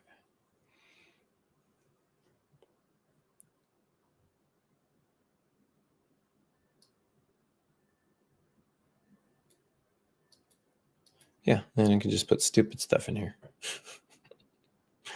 In component mode, it's not showing me. Oh, there it is.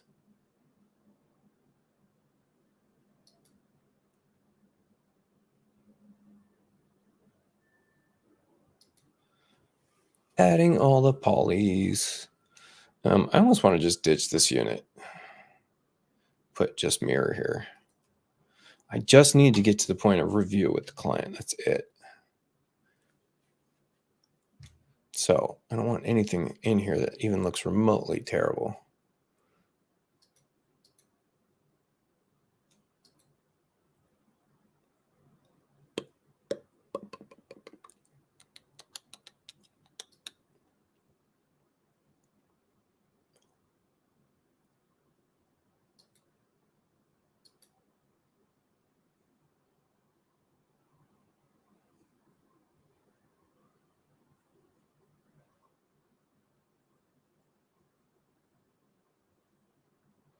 Man, my closet stuff just pumped this thing up to 2 million surface count. Jeez.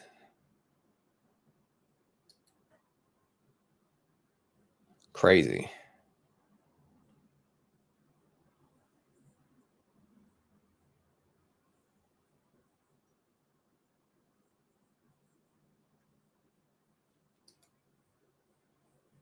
Shelf cabinets to enter that tall run to mimic the opposite filler. It could be a jewelry. Yeah, no, I agree with you.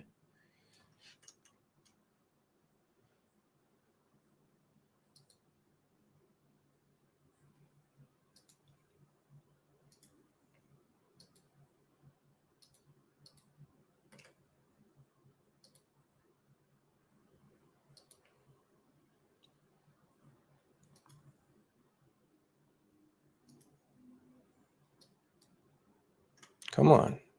Gimme. Gimme.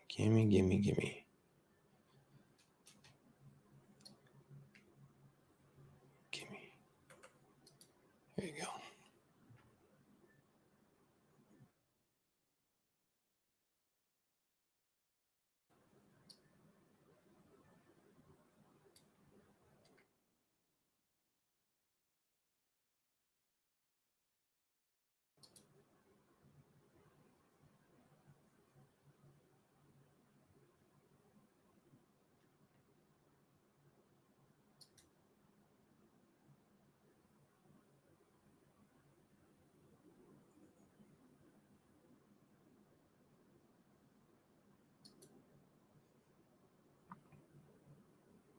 By no means perfect, but just need to show something to this client's client. And then we can, man, so much lag. Come on, let me select it. All right, there we go. Then we can do a lot more in here.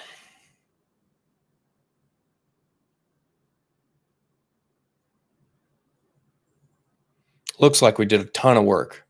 Which we clearly did not. Oh, my butt hurts from sitting on it all day.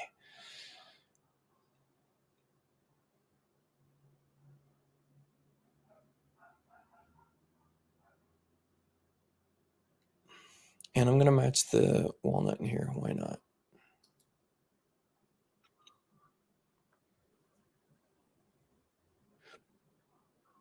They wanted the herringbone here, but man, they wanted to stick with that kind of like the luxury look that they're going for. I would have taken the tile in here and put a big carpet.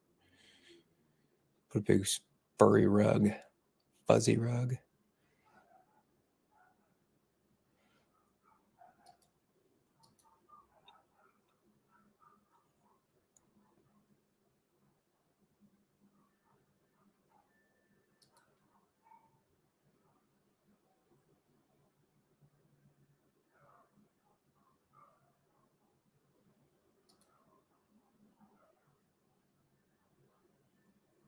I wonder what wallpapers I have in my library. I bet I don't have many wallpapers.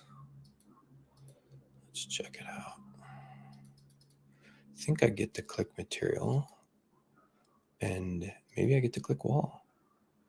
And do I have wallpaper? That'd be cool.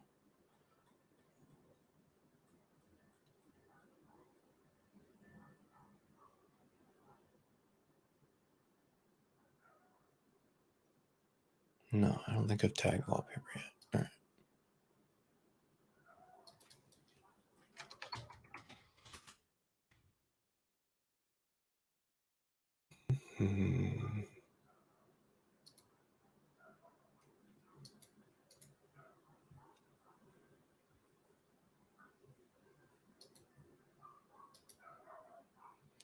Build the system as you go. That's my method.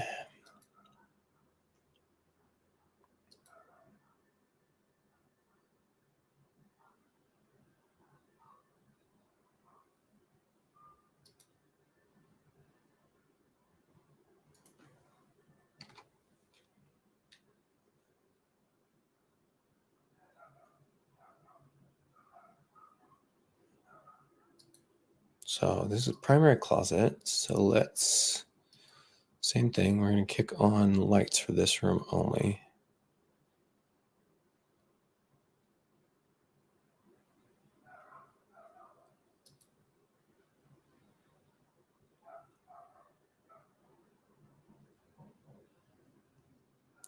New set.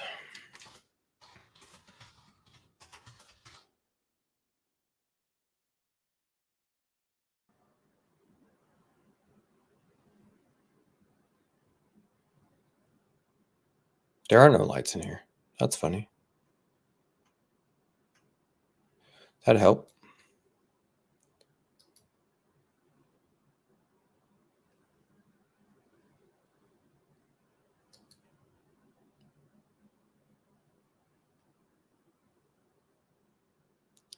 Yeah, that would help. They have their LEDs, but I bet you anything, mine are better. It's probably why I've been having some rendering issues in this plan.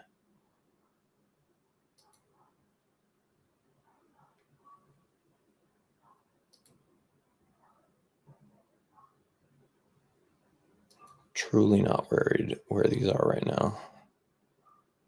So that's going to be task lighting.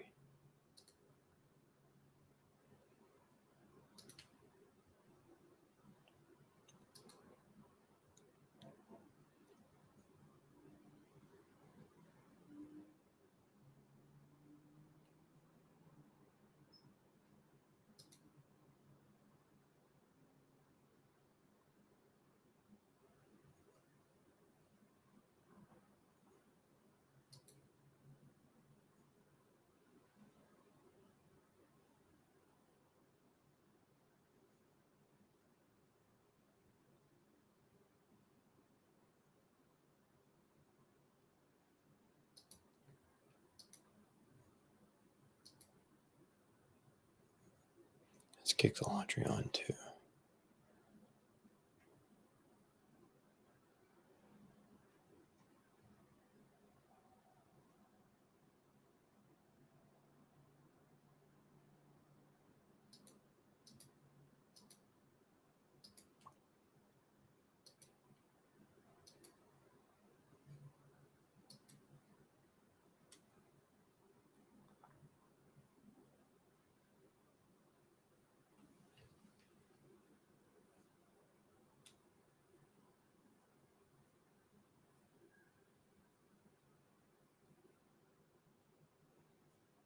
Yeah, this looks like at least a mildly considered plan, which is what I needed.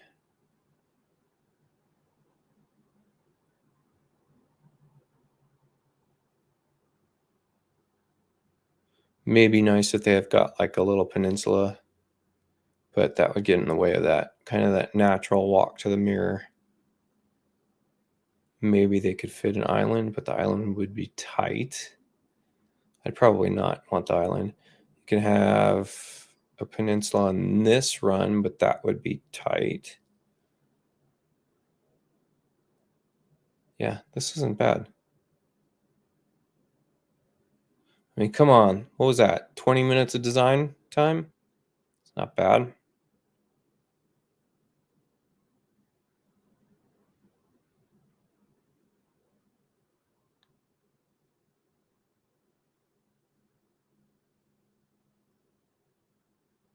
So we've been streaming for 2 hours. We fixed a bunch of tags. We fixed a bunch of high surface count stuff. We put together a Jack and Jill bath with shower, a laundry room, and a closet in a couple hours. It's pretty good.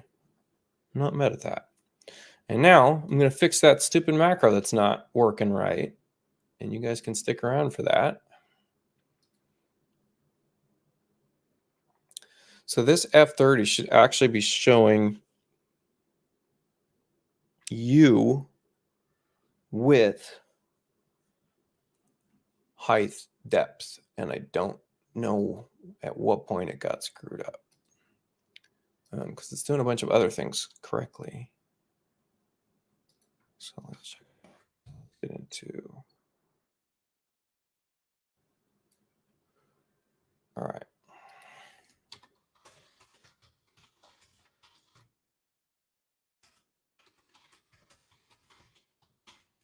And let's make sure I'm on the right macro. Sure.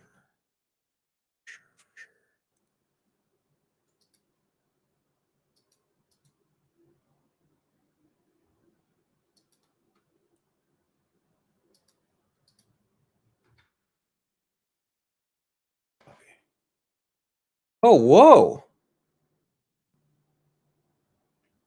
I did not know you could pan this up.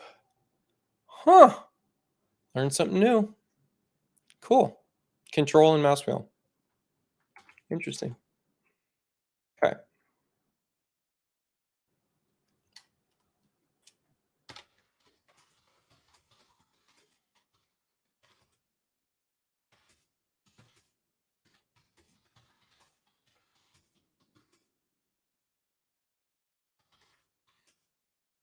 I'm going to make this bigger for you guys can see what I'm typing out.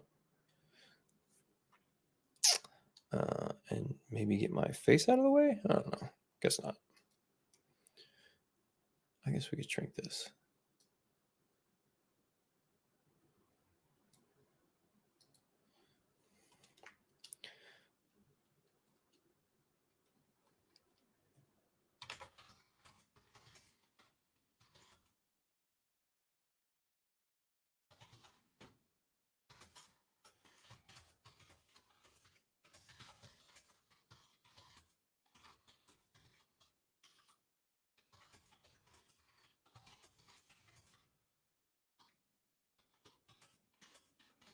So for the following macro, it's no longer reporting you for full height cabinet type. It's also not reporting height, which it always should. And then it's not reporting depth when the depth is outside of an allowed limit that I set. And so it's ChatGPT's saying that it set some parameters in an incorrect order. And ChatGPT makes errors all the time, and you can ask it why it's making errors, and it doesn't know, and it does it all the time. So if you're doing like a really complex macro, which this macro is very complex, you can fight it for hours trying to figure out what it did wrong. And you can get it to fix it, which is the lazy approach, which I do a lot. or you can go in and figure out what it did wrong and fix it yourself after you understand macros a little bit better. But this particular macro is doing all kinds of checks, and this is my cabinet label macro. And you can see here, it's a really long script.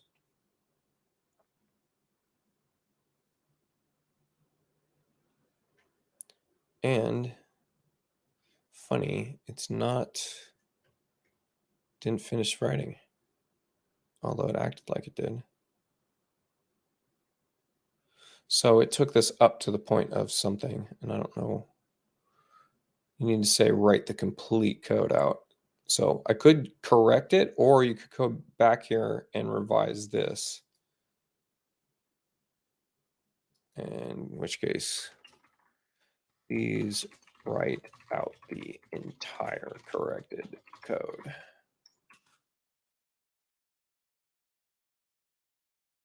And save and submit.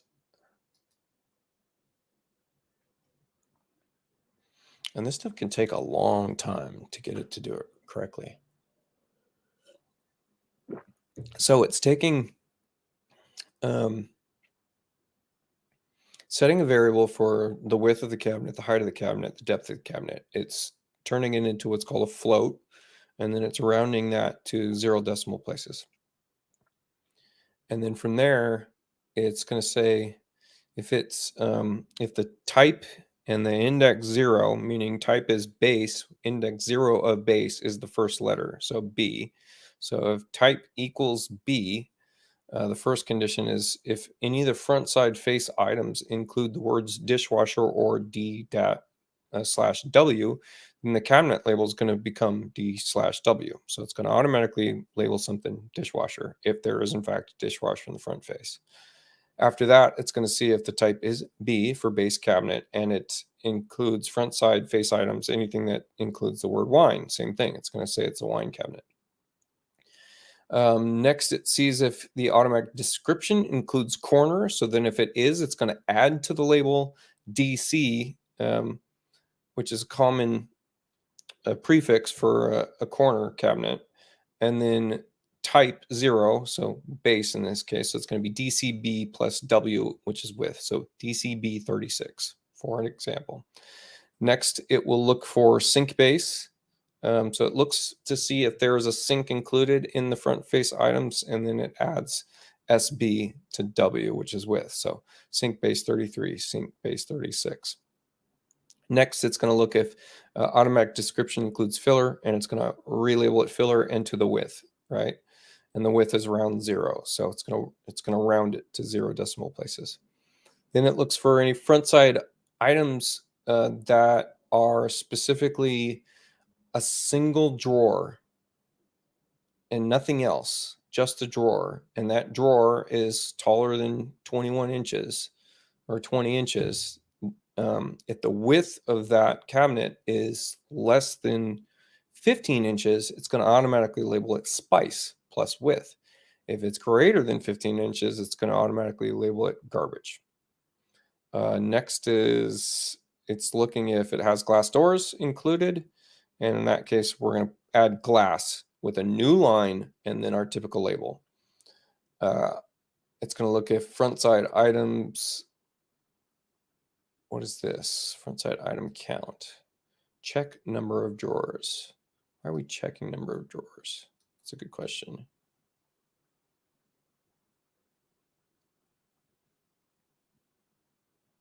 Drawer base. Oh, this looks at the number of drawers, and then if it's more than one, it's going to add how many drawers it is, and then add it to dB. So it's going to be, T2 dB, so 2 drawer base, and then the width, and that's standard.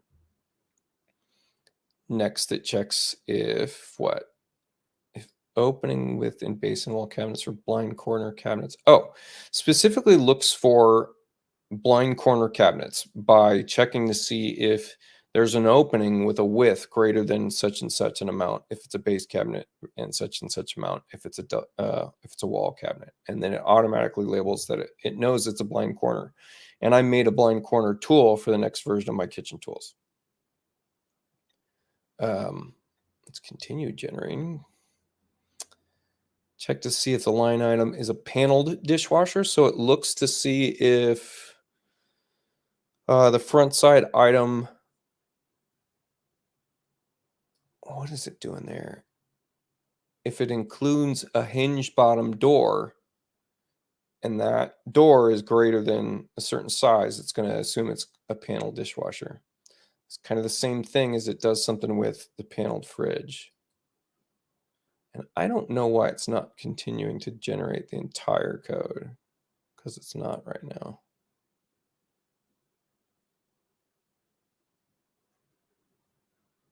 Interesting. Did I not paste the entire code? I did. So it must think that, let's see, apologize where I corrected the issues you've pointed out. So it must think that I want to copy all this and figure out where that left off in the code that I provided, which is problematic. I prefer it to write the entire code out. Write the entire code, leaving nothing out.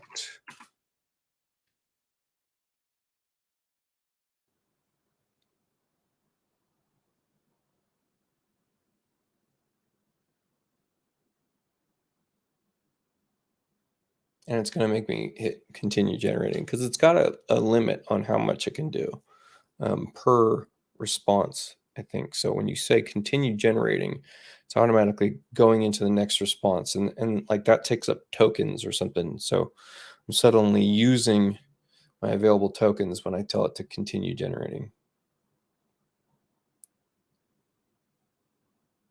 So the last part we were on is what? If it has glass doors, number of drawers, blind corner cabinet, panel dishwasher, looks for a panel front fit fridge the same way it looks for a dishwasher.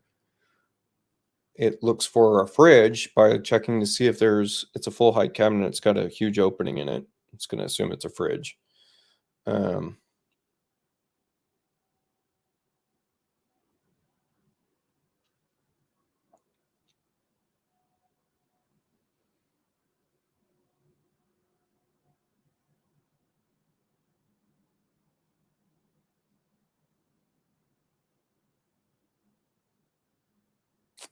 Then what does it do?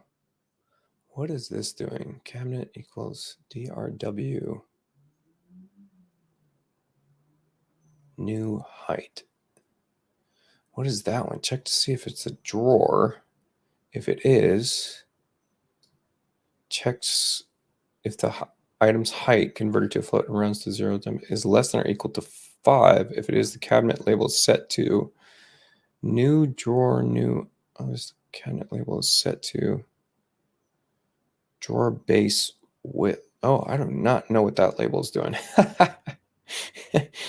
What was I doing there? DB. That should have been a microwave check.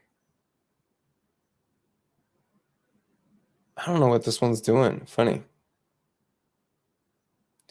And I feel like we lost.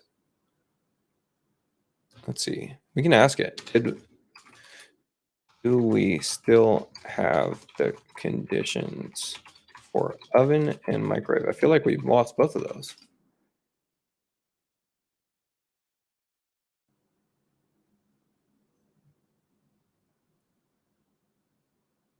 Oh yeah, see? It'll totally admit stuff without you even saying so. It's ridiculous.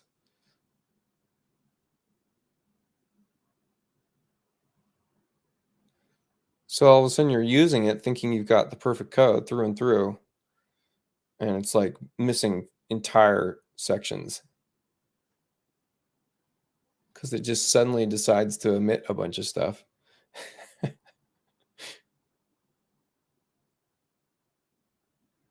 I need to make the list of all the things it should be addressing so that I just have that as a check that I could copy paste.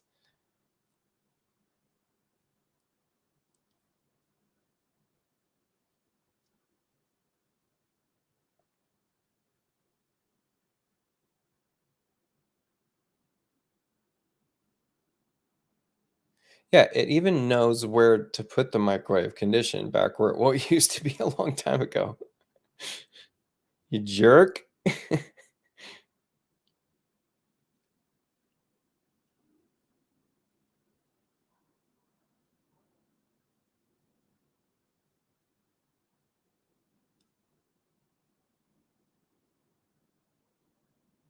The reason I have no problem streaming this is I don't think anyone's going to figure this out from looking at this. Okay, so I think that we got the full code there. Let's see what we got here. And now the quick check is just that we want to throw in a full height unit in here. Yeah, see, it's still putting F in front of this, which it should not be. So that's incorrect. Let's test everything else. So we got, oh yeah, it really screwed this up. So this is totally incorrect. 24 DRW. I don't know what it's doing.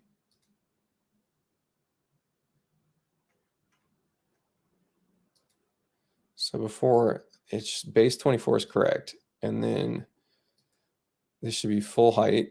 Yeah, that's correct. It should be 4-drawer base is correct. 2-drawer base should be easy, correct. This should be garbage. And if we shrink it, this should be spice, correct. And this should be sink base if we drop sink in here. Yep. Dishwasher if we drop dishwasher. Yep.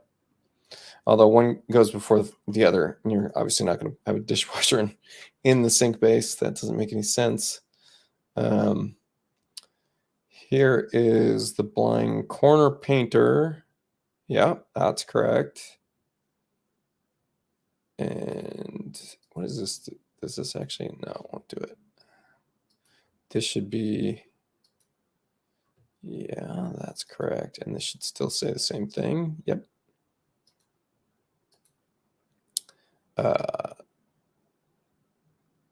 Microwave should be, that's correct. That's correct. That's correct.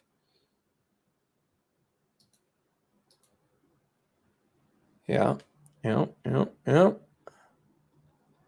So the only thing it's not doing, see, there's the U designation. That's correct. But for some reason, it's F24 is totally incorrect. So I could probably figure this out myself.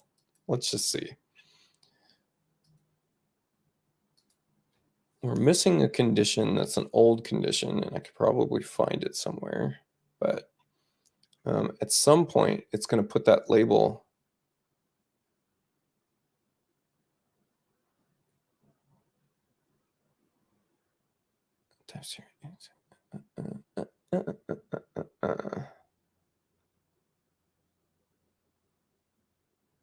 So let's go back and try to get this thing to fix it. Searching it out.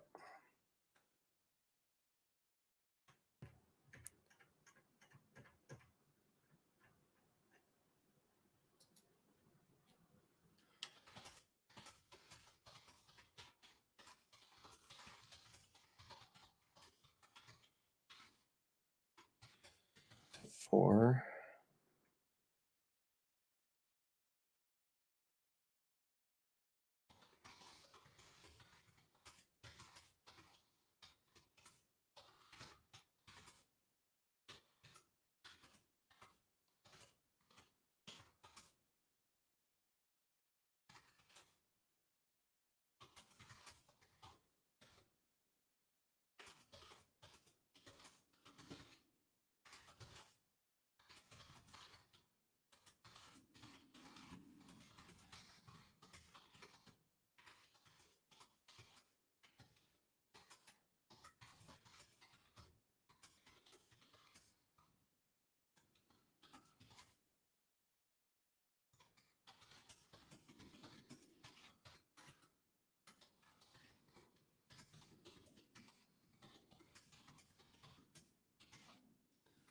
I have to like scold it. It's kind of funny.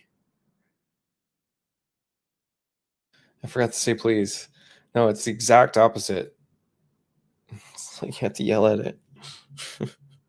Tell it, you got one part right. You got a lot of other parts wrong.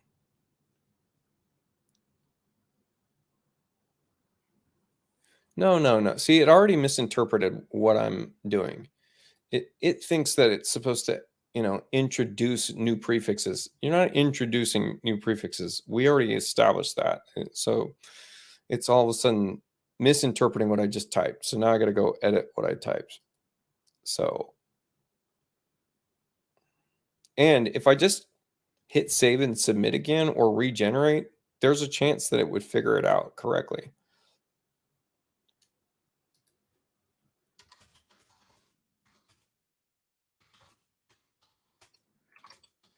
So be specific in my language. So I needed to display width and height. Depth outside of then depth. We're just not even going to give it the codes for it.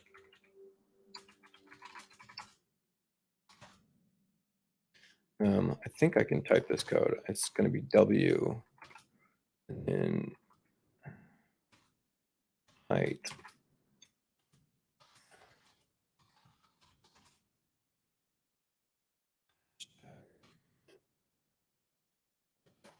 Right.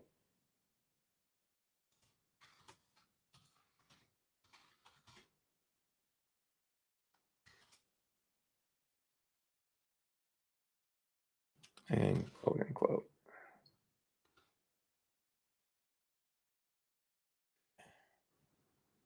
Save and submit. Let's see what it does.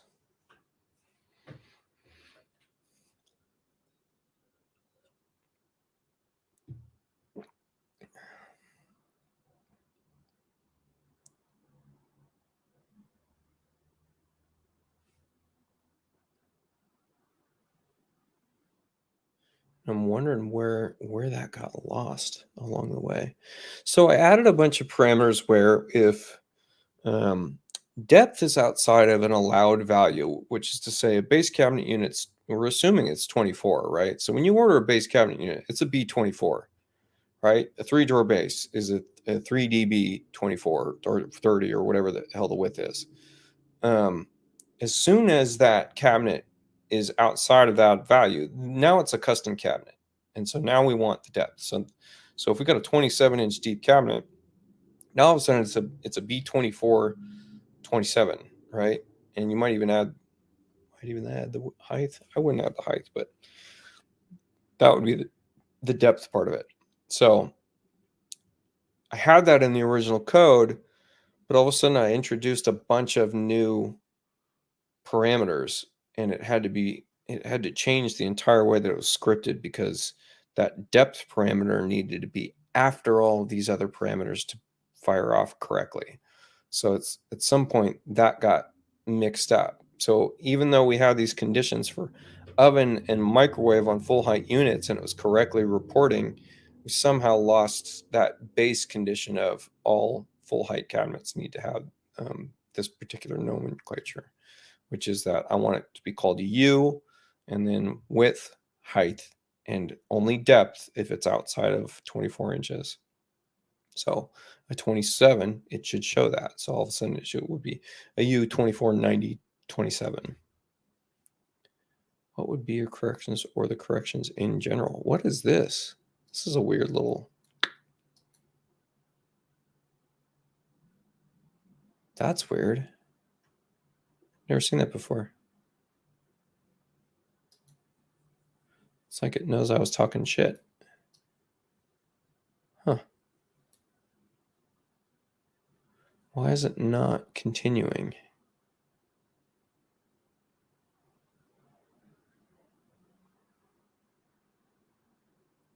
Very strange.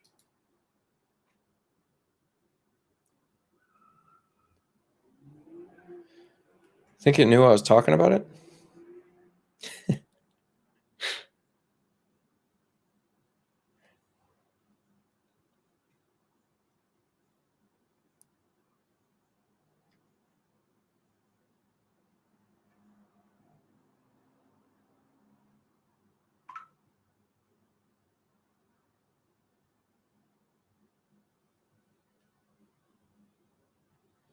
rest of the code. So it, oh man, it wants me to replace just this part. Else, that's the oven part. No, it is not understanding me at all.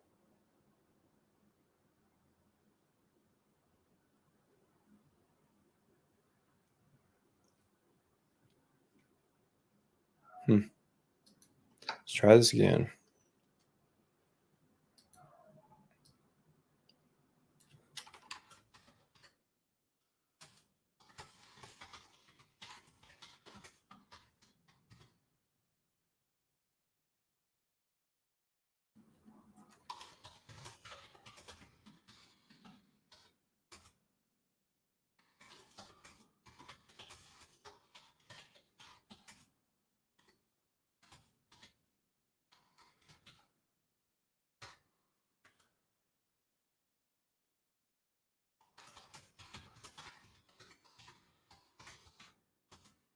Okay, this is the correct macro script. Every single condition is correct except for full height units in their base configuration with no ovens or microwaves or fridges. The base configuration is not correctly displaying U as the prefix. And it is also needed, then it also needed to display width and height. If the depth is outside of the allowed value, then depth, which is U, W, height, and then possibly D if applicable. Do not change any other parameters outside of this amendment and provide the entire code. We'll try it one more time. So the reason I'm not trying to just figure it out myself is it might be that this condition is a little bit complicated to implement, considering that we've got other conditions we're looking for full height cabinet.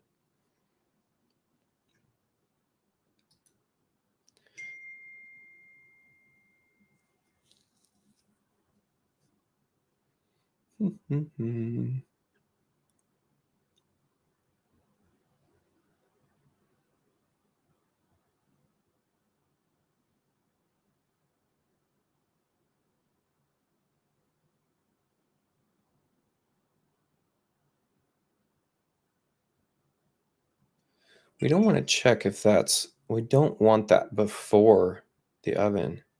So check to see if this front fridge light units in the base configuration.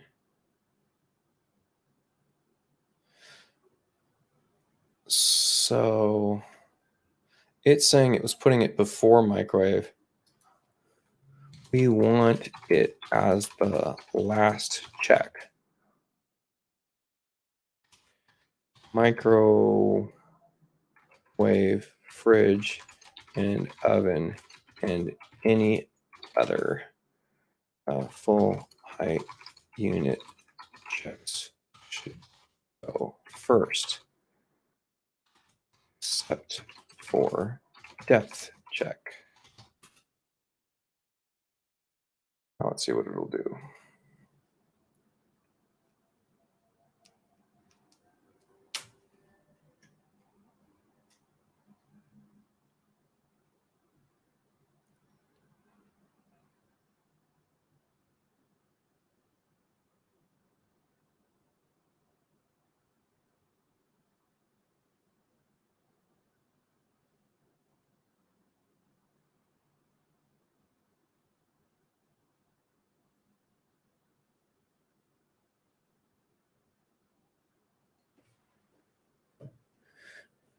Huh. Interesting. It omitted all the notes this time around. Come on, dude. So inconsistent. Like, quit modifying the existing code. You don't need to. You don't need to touch it. Leave it alone. Just change the only thing that you need to fix. So I think I get to take this and figure it out for myself this time.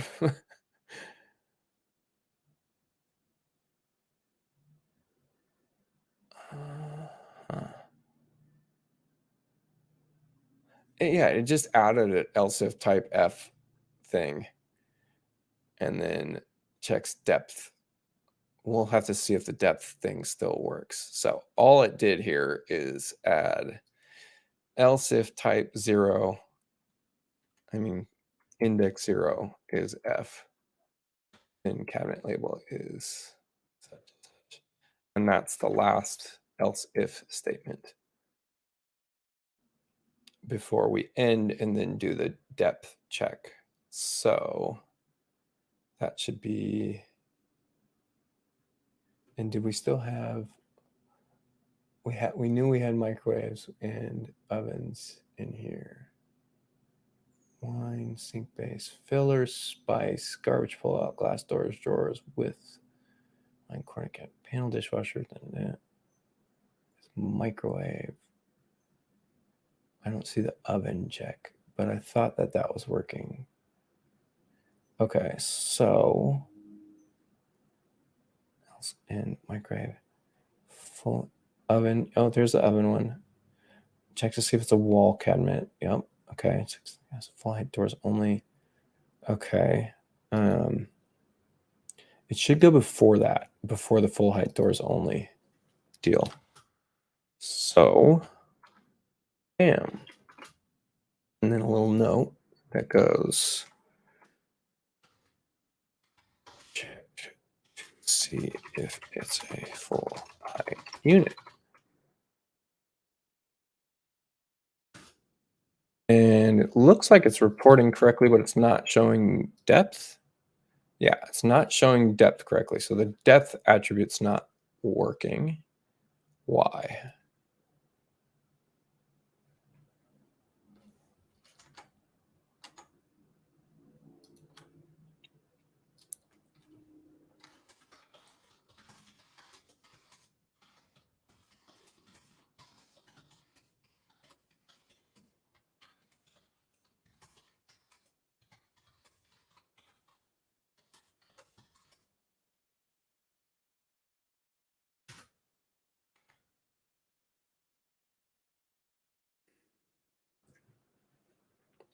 Look at all this arguing you have to do to get this stuff done.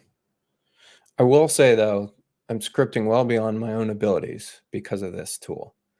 But it can be very frustrating. Need a glass of wine for this.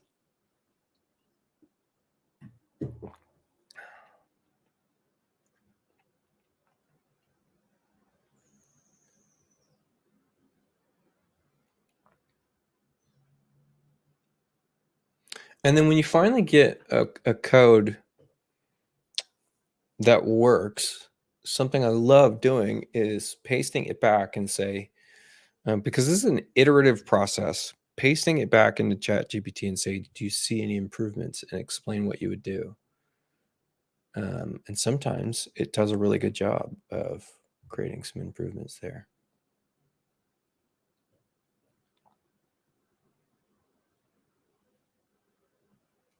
So I see that's doing something different in the microwave label. I want to see what that is and if I want to steal it or not, because I was going to ignore any new changes it made.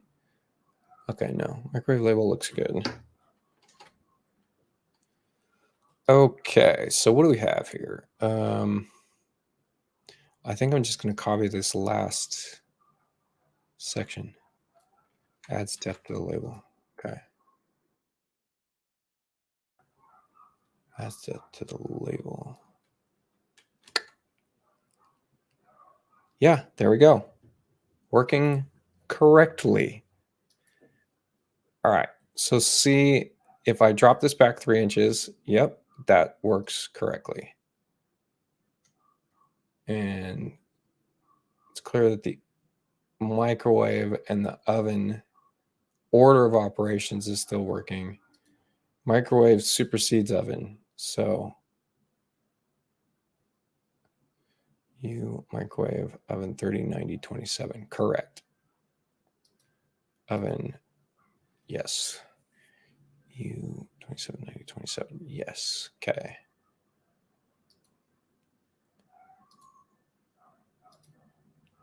Yep. Back in business. So Now we have to do the painstaking process of let's export it.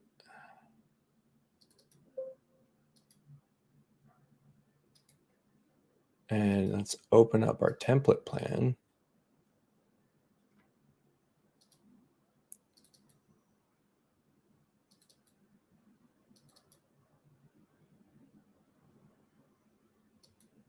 Where we import it and overwrite.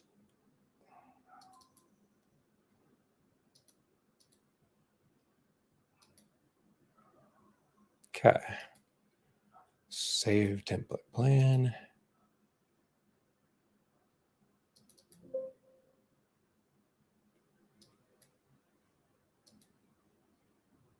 And save it into my beta shop.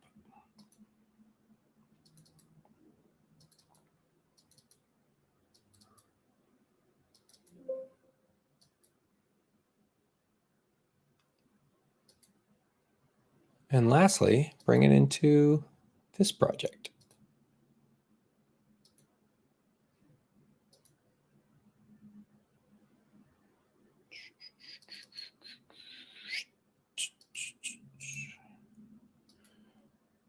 And there we go. Everything is getting correctly labeled, except for the filler. What is going on, man?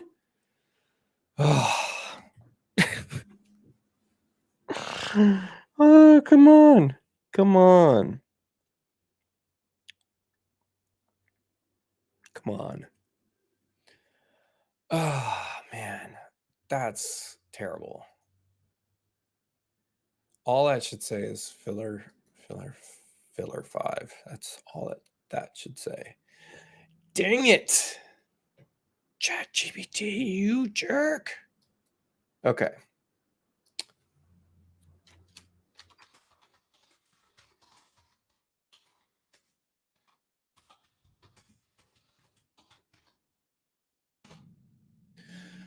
So it's adding depth in almost like a blanket condition.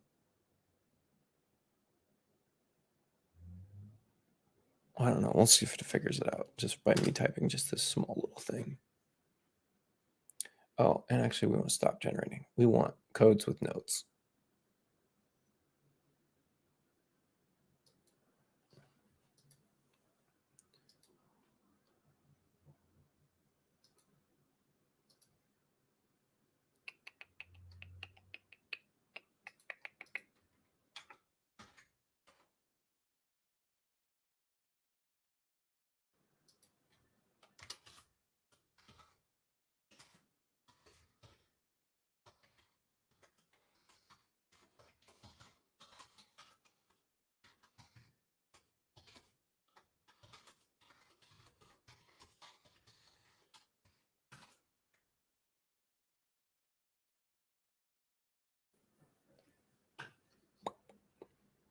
People still on watching this? Surprised. Go do something better with your night.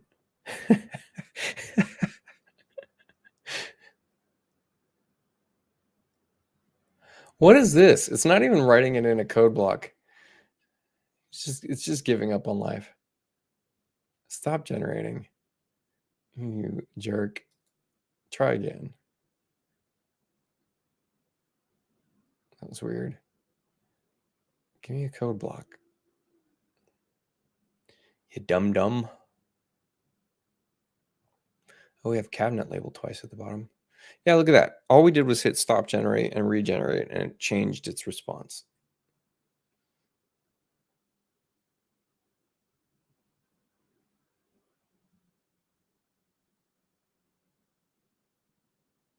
So I think it's just going to handle that in the last conditional statements for depth, which is fine.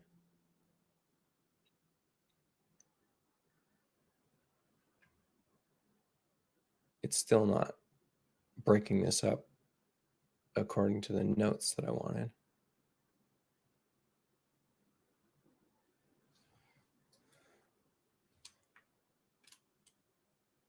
Please add notes between every condition check as 4.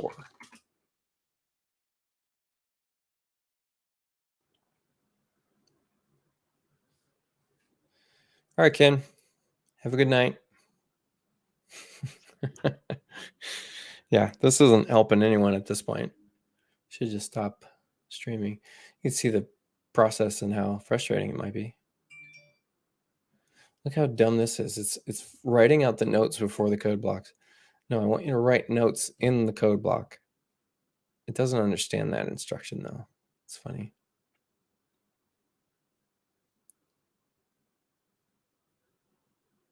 I don't know what it's doing right now. This is bizarre. Oh my God. Oh, stupid. It just shows all the note sections.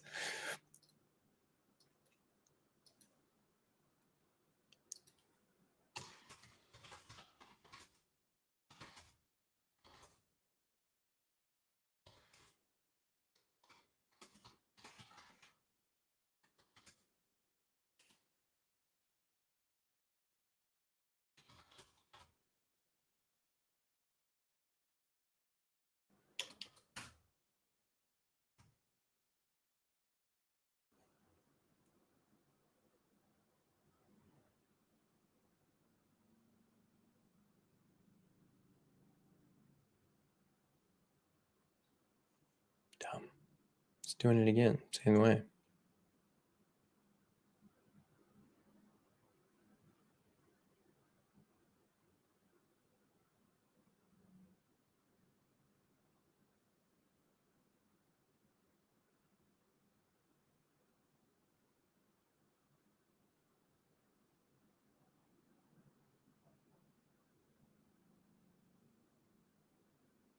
Yeah, it's not adding notes in between. How funny. Bizarre. All right. Not worth the fight.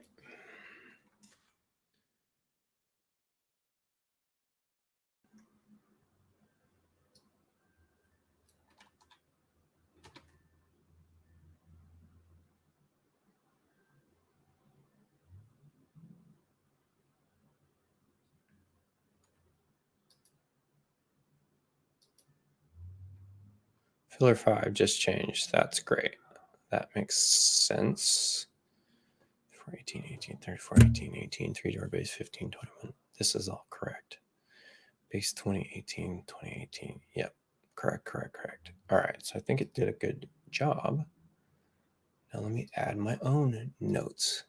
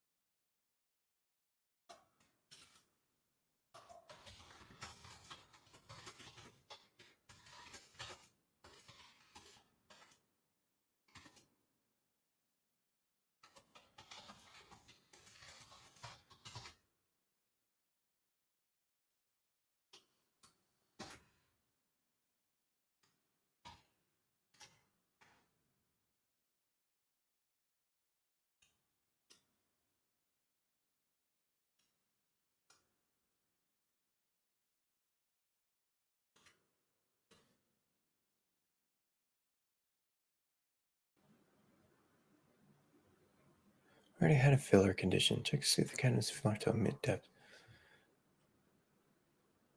Huh.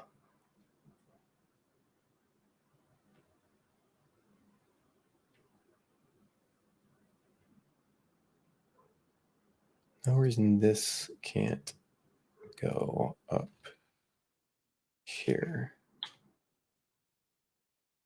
This other page.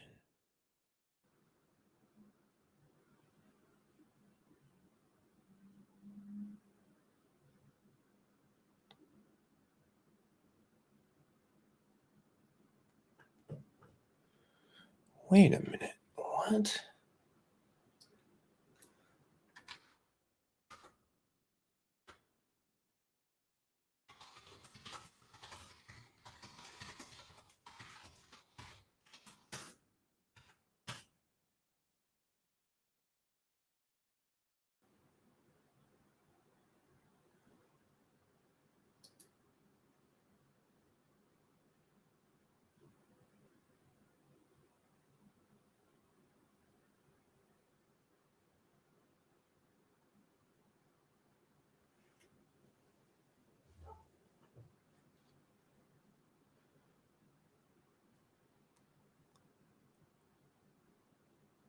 Okay.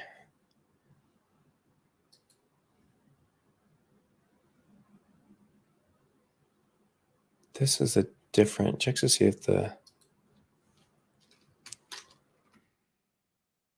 is a wall cabinet greater or less than 12 and not a filler. But the other one is looking specifically for filler.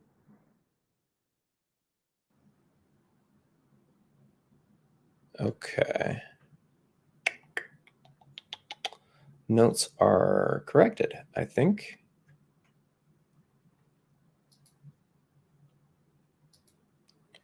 Making sure no evaluation error. Filler 5, U3084, U3084, and it's not showing depth again. What did I do? I screwed something up. Oops.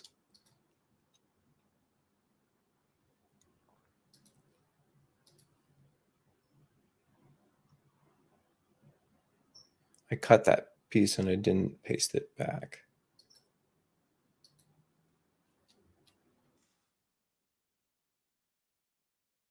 Probably paste it right behind this.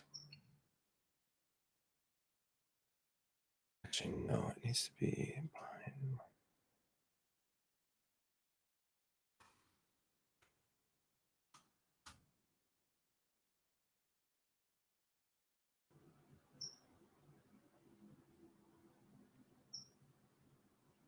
No, that's the one from before. Dang it. I screwed it up. What did I do?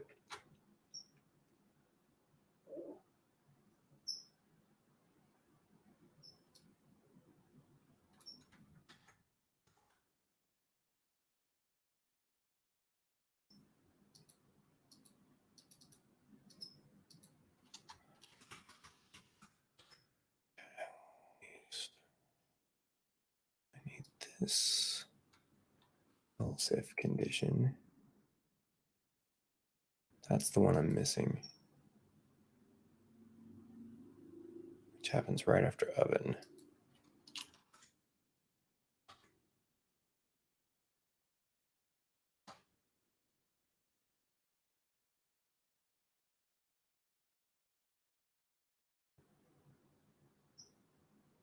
No, that's a duplicate. Dang, I messed this up.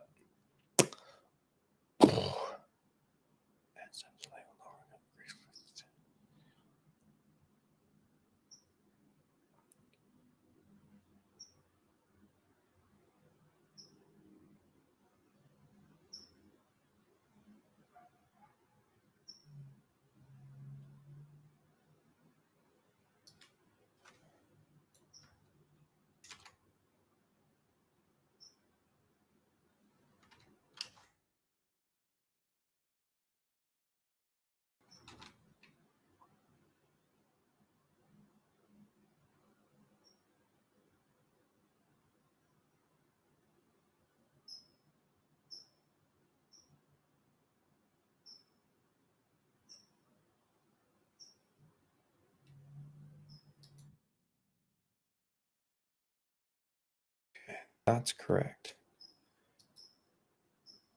Just going to leave it alone. Leave it alone.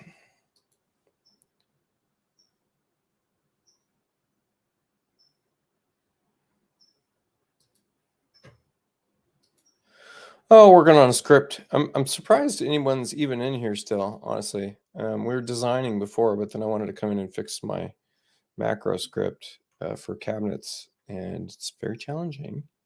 It's a very challenging one. And ChatGPT loves to fight me like crazy.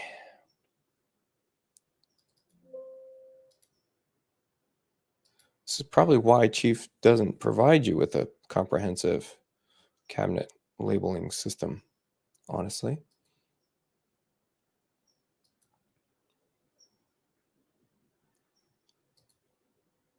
Because it's such a complicated system. And a million different ways you can go and approach it.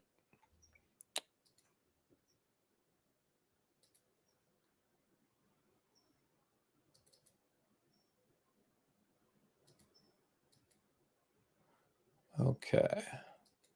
So now that's correct. Save and then save.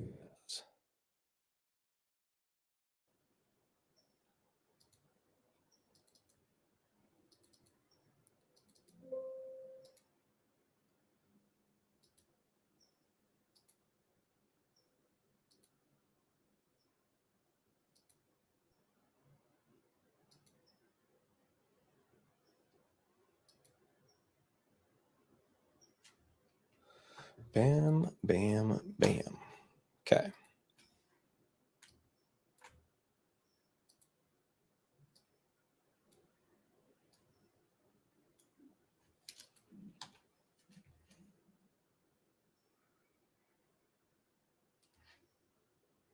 Well, they have vanity desk in here, and I gave them another vanity desk in here. They probably don't need two vanity desks. Oops, didn't see that. I wouldn't put a vanity desk in here. I guess it'd be nicer to do the makeup in the bathroom as opposed to in the closet. Huh. It's a thought. This is a funny little thing. They use some kind of see-through material here. Let's take the fill out. It's always a good idea to take the fill out of your fixtures. You don't want the furniture to be the star of the show. That doesn't make any sense. Generate block, fill. Weird. This must have two fixtures here because look, it's still showing fill.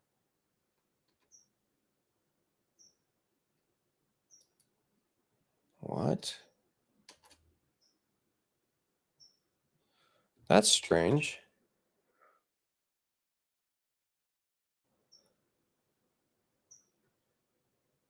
Oh, is this an architectural block? Yes, it is. No, it's a CAD block. Why is this showing fill when we said generate? Huh.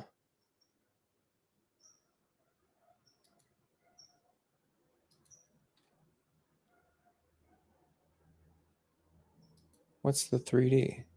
That's the 3D, 2D block. Generate block, no fill. Wow, strange. I've never seen this before. So let's edit our CAD block and figure out what the heck is going on here. Somehow fill here is overwriting. Very strange.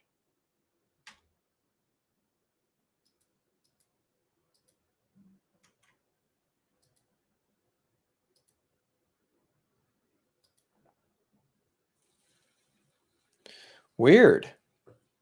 No matter what I do, it's still got fill. That's super strange. Let's generate a new symbol. Fixture interior. It's going to be furnishings interior. Don't care to add it to the library. Press OK.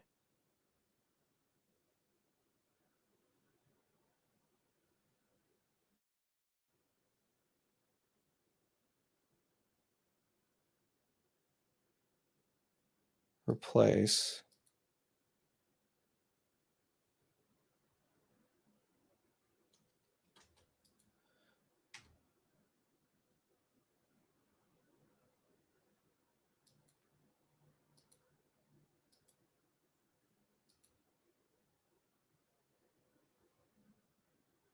Bizarre.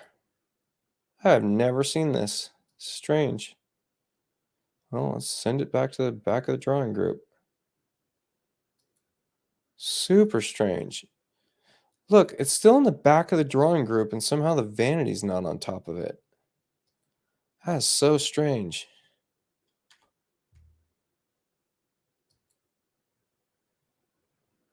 Huh. Don't know.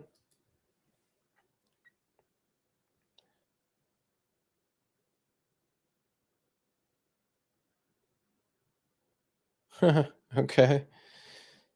Folders and files and icons back in order. Gotcha.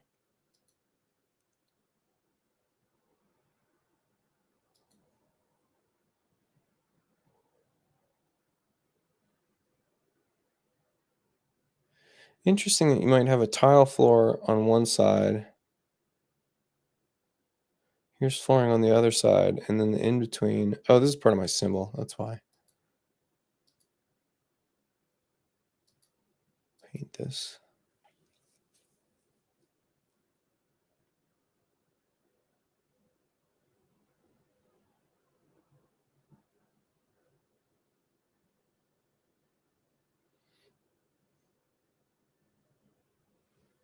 Let's kick the section cut off.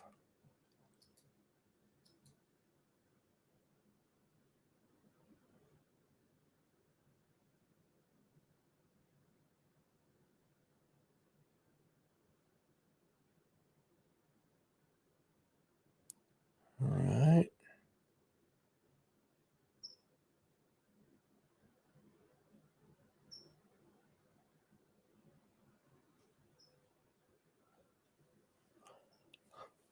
So if they want to change that to not being a vanity, that's fine. That's a single click setup because they've got this vanity in here.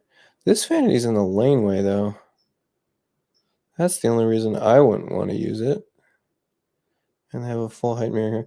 I like trying to do too much in this room. Man, I would simplify that a lot. I would get rid of those extra mirrors, get rid of that other vanity, make a double vanity in here. It's a master suite. It's huge. As opposed to this back-to-back vanity setup, which is kind of funny. You have tons of room in the closet space for the vanity. And then you're not fighting that laneway in towards the shower and the bath.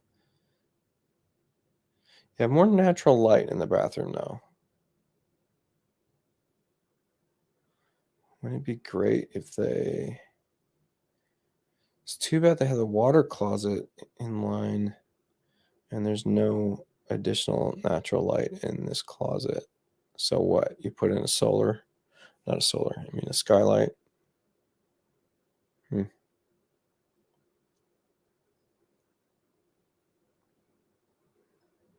Thinking out loud.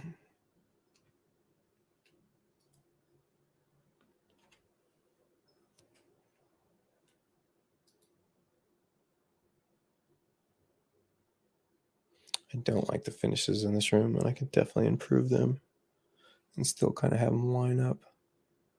All right, time for me to take a break. We've been streaming for 3 hours.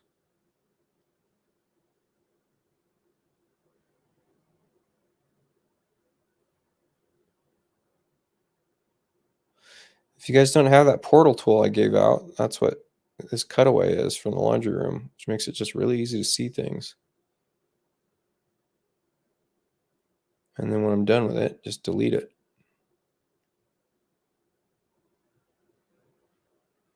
Cool.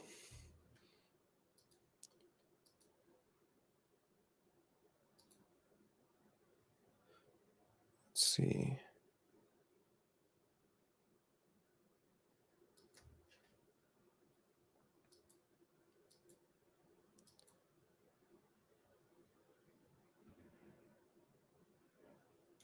Yeah, cool. All right.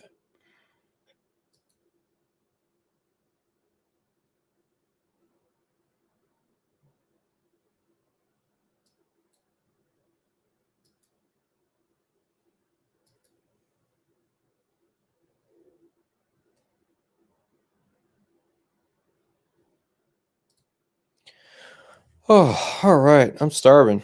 Time to go. Alex, sorry I missed you,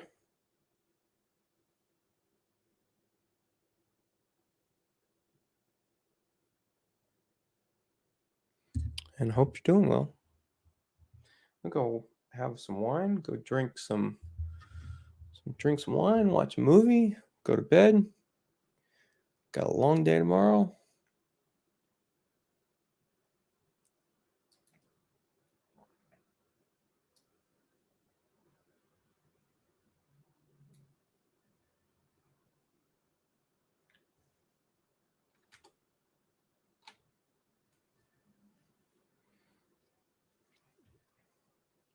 Oh, I didn't see Malcolm X in here. Cool. All right, take care, everybody.